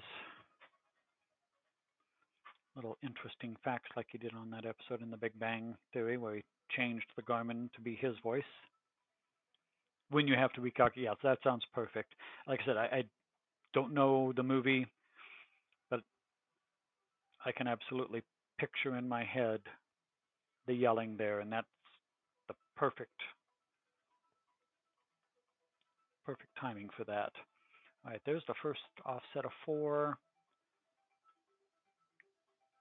Got one more, and then we're going to angle down to 3 and then angle down to 2. Okay.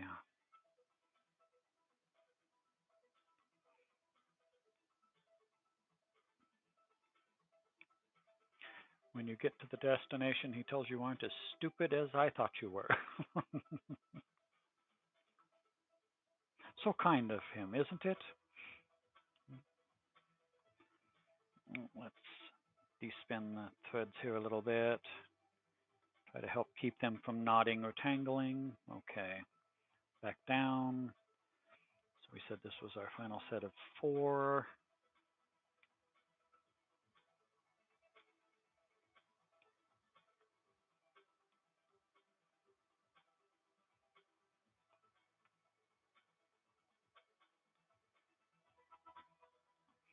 You're not as stupid as I thought you were.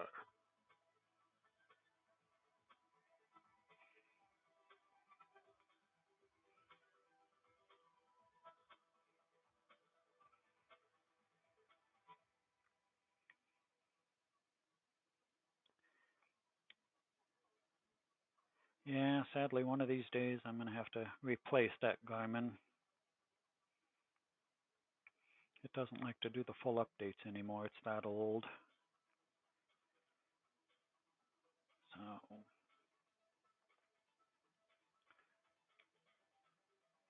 oh, very nice. Star Trek is your favorite, and you met your husband at a Star Trek convention. All right, so I will ask, and not that there's a wrong answer or anything. I'm just curious, what is your favorite series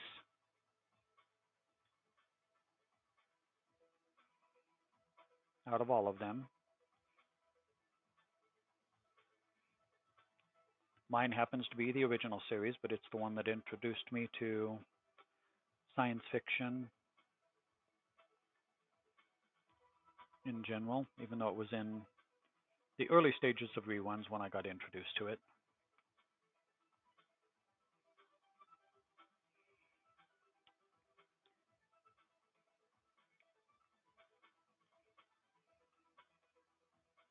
Yes, TOS is my favorite. I own TOS, Next Generation, Deep Space Nine, Voyager, Enterprise, and the original series animated, all on DVD. The original, very nice. Very nice. Yeah, it is my hands down favorite. Yeah, nothing can beat Kirk and Spock, as well as I did like the interplay with Bones in there as well. So, and again, this can cover any and all series. Who is your favorite character? Individual, not pairing like like you said with Kirk and Spock. That was so great, and then you throw in Bones there.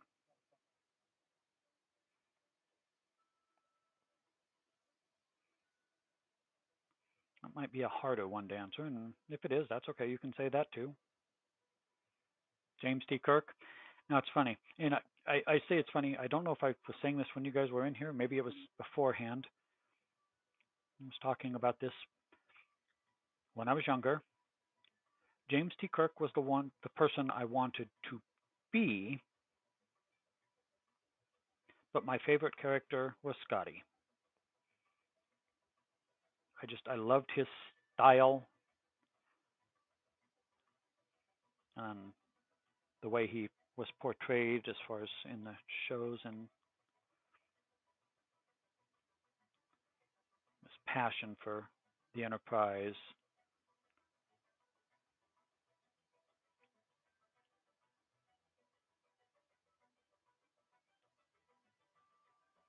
So yes. And it was actually James Doohan being at a convention that caused me to go to my first convention. I stood in line for a couple of hours. My little brother was with me to get his autograph. But absolutely, James T. Kirk, phenomenal option. Respect it completely. I actually do have, along with James Doohan, I have autographed pictures of James T. Kirk, Leonard of Mr. Spock, and Bones, aka McCoy. So William Shatner, DeForest Kelley, Leonard Nimoy.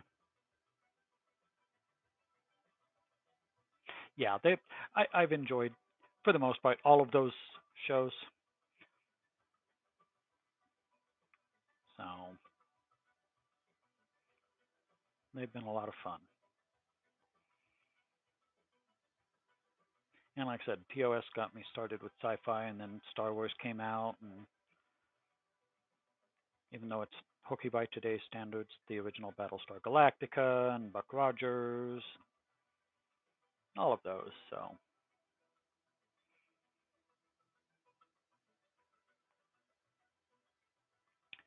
all right, and that takes us to the end of that particular ray.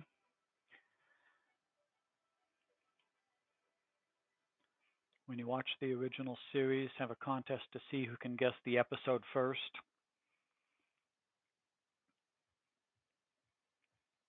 I've actually done that with myself, my brain. If I happen to flip into an episode and see an episode, and I do it with Next Generation too. I've seen that enough times. Can't do it with the others. But yeah, if you jump in and it happens to be on, it's like, okay, which one is this? And usually I get it. Not always, but usually. So, but yes, always a pleasure to meet another Trekkie or Trekker if you prefer. I never cared either way.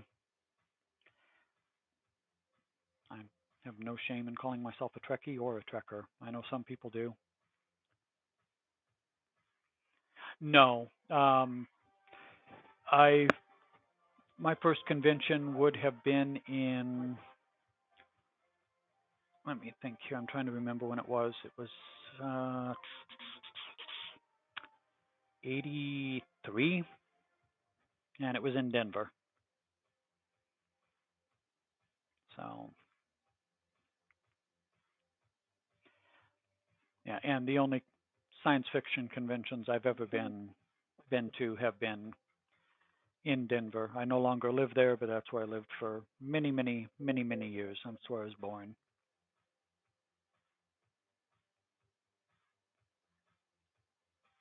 Yeah, I didn't go to my first convention until I was an adult. Took my little brother there with me though, because he was a Star Trek fan as well. Ah, okay. Close to New York City. Very nice.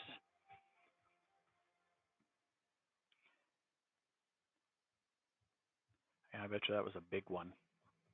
Considering the size of the city, I'm going to assume it very good sized convention.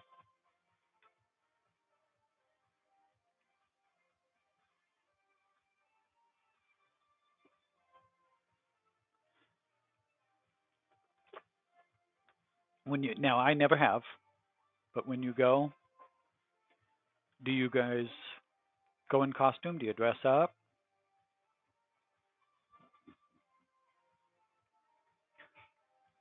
I do have friends. They aren't, sadly, um, Star Trek slash science fiction fans, but they go to a lot of conventions and dress up for.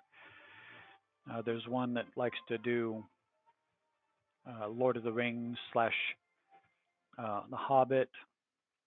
Another one that's really big on the horror side of things. She likes to dress up as all the various horror characters from horror movies.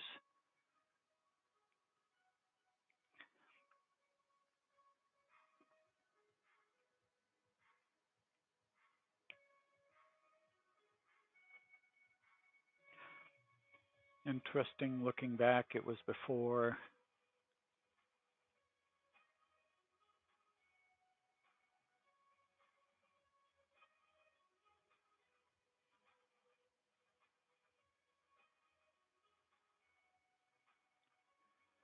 before a lot of merch was made, yeah. Although even back then, the dealer room could always be a dangerous place,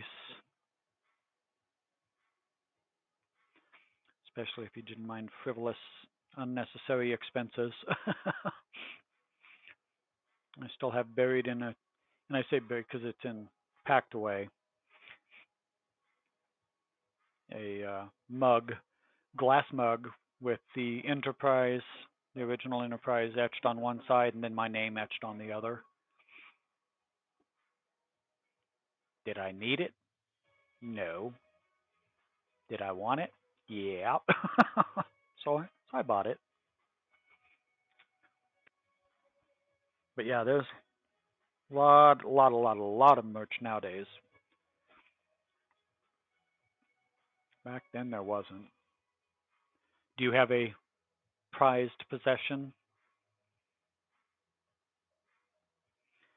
Mine would be hard to pin down as far as merch goes. I do have two of the original Hallmark Enterprise from when they came out, which I really like. One's never been out of the box.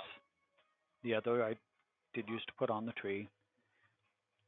I also have a handful of pewter models from way back in the 90s, made by Franklin Mint. They used to do some cool pewter models of some ships.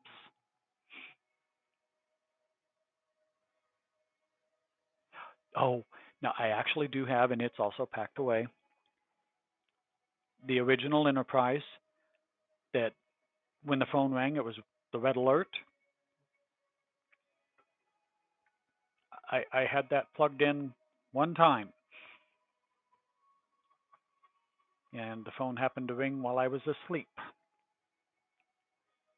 And that was the end of it being used for an actual phone because good, goodness gracious, that'll wake you up out of a dead sleep. Red alert is red alert, and boy, yeah, you're boy howdy. So if that's the one you have, that's very cool. Now, if it's another one, I don't know any others. Doesn't mean they don't exist, but that's the one I know.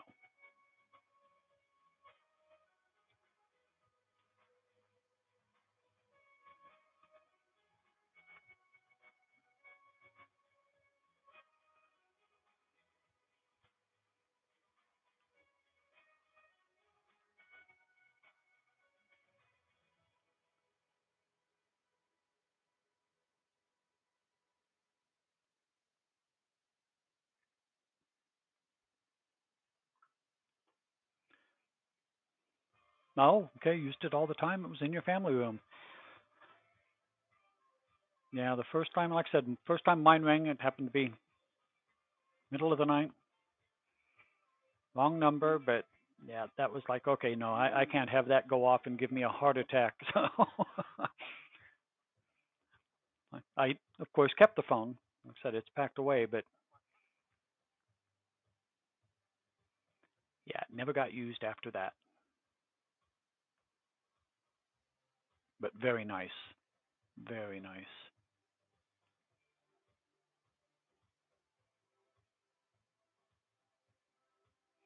To talk, you lifted the disc, and why was I was going to say, because memory serves,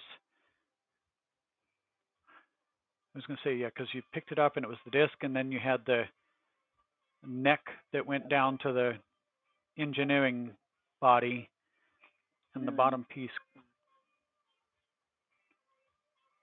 came out with that, if I remember correctly. It's been way too long since it's been packed away for many years, but still very cool, very nice.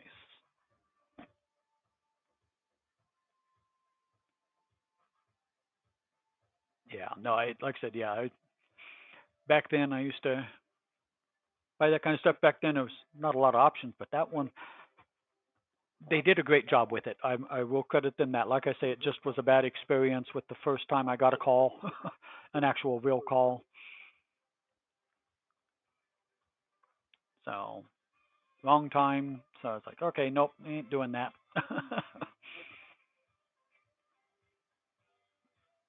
But yeah, very, very good treasure to keep there.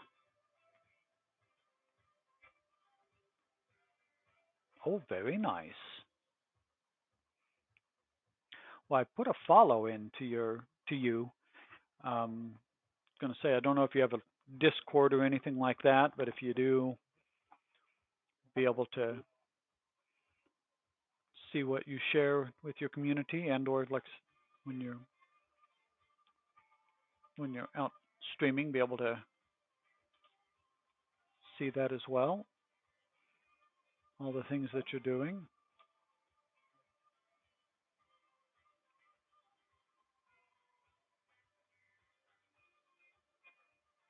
I don't have a Discord or anything for sharing at this point, but baby stream is still growing. So, but yeah, portraits of Sulu and Scotty, very very nice.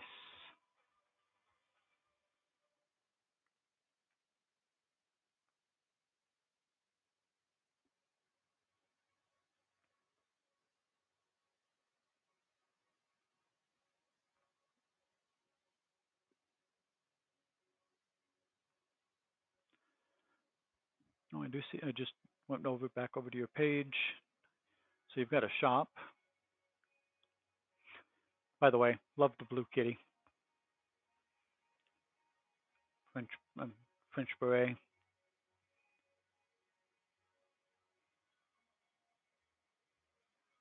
Ah, doing the diamond painting of the wave. Nice.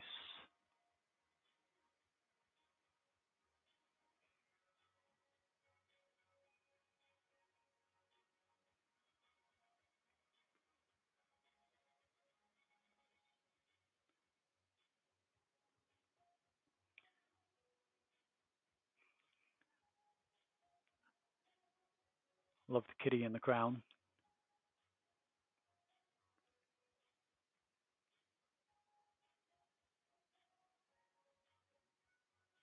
Oh, kudos to you. And just because apparently we're of relatively similar generation, Pepe Le Pew.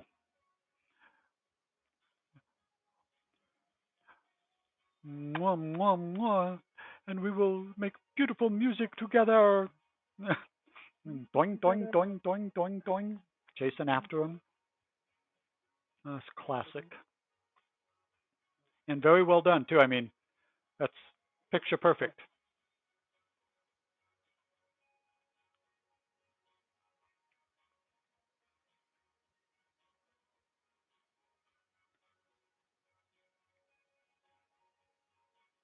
Cute picture of the mouse with the metronome.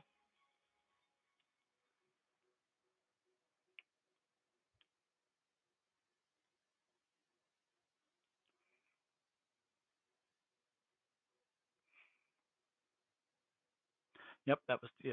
So yeah, thank you for sharing your link. Absolutely. Yeah, that's what I was just looking at.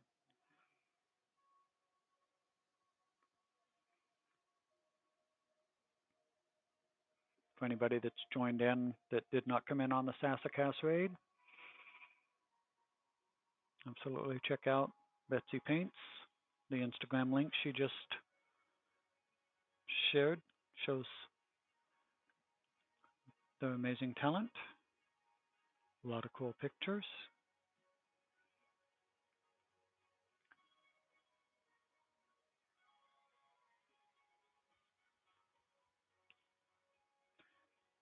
And once more, just to make sure, for anybody that has come in,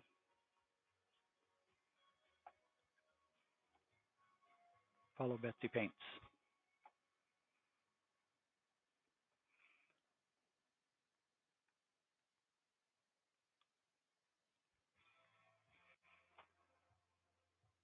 So when you say You did that for Inktober. Was that the are you talking the Pepe Le Pew one, or are you talking the mouse with the metronome?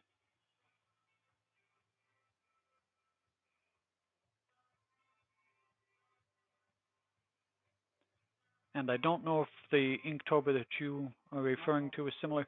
There was a part of the makers and crafting community was talking about Inktober last year. That happened to be when I was on a cruise for part of it, but they were all doing daily posts following the Inktober prompts. So, and some of them did it daily, some only once in a while. Okay, the black and white line art, very nice.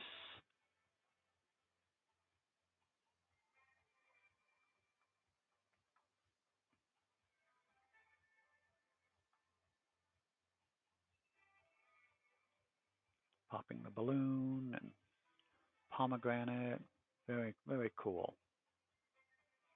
I look forward to catching you around your streams. I do work during the days. Have a Monday through Friday job, but I always try to have a one or two tab open up so I can at least do the lurky lurk when I'm able to. You did the daily one. Cool. Very nice.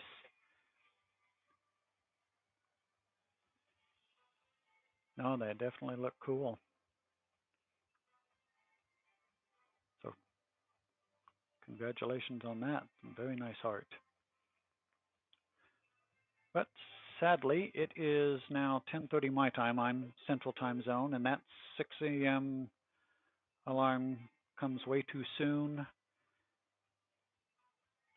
And I do need to take care of a few more things before I call it a day. Now, I do not have anybody in my list that's currently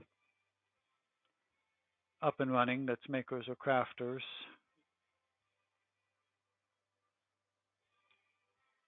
So if anybody has a suggestion or a place they would like to raid out to, I've never done a raid yet, so I'd be willing to try it, but otherwise, up until just a week ago, I couldn't even do the raid because of the 30-day limit. Yeah, 11:30 there, but yeah, I'm not used to staying up that late too often with the work days the next day.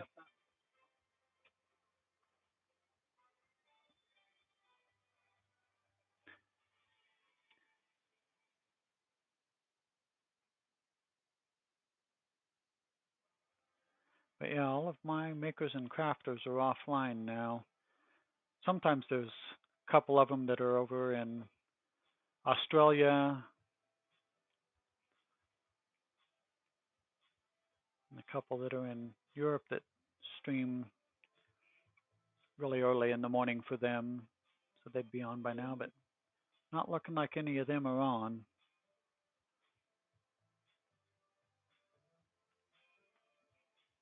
So unless you have a suggestion or anything, I'm gonna just go ahead and Kim for the day. Let's see if I can figure out how to do this. This will be the first, if it, hopefully this works, but it will be the first.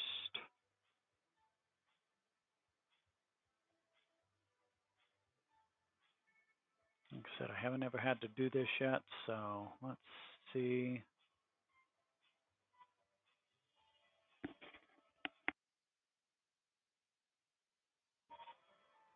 If this will work, I don't know.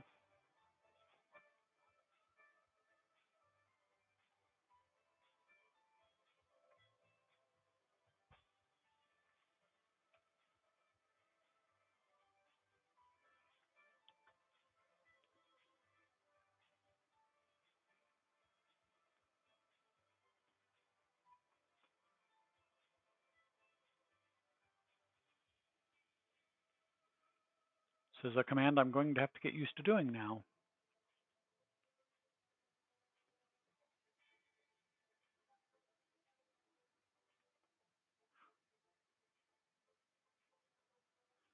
Nope, says invalid. Oh, duh, that was my bad because I did 4 instead of 4.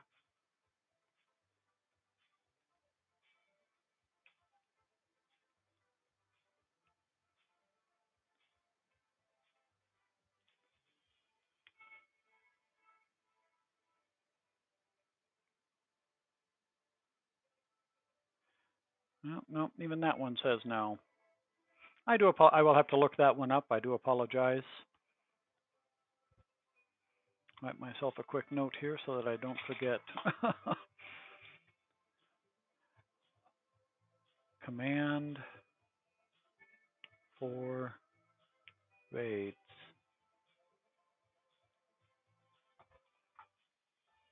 Let's see.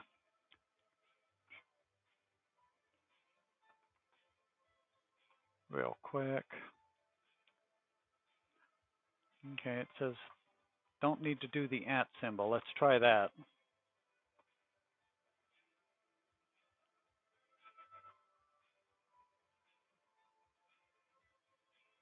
Oh, well, hey, there we go.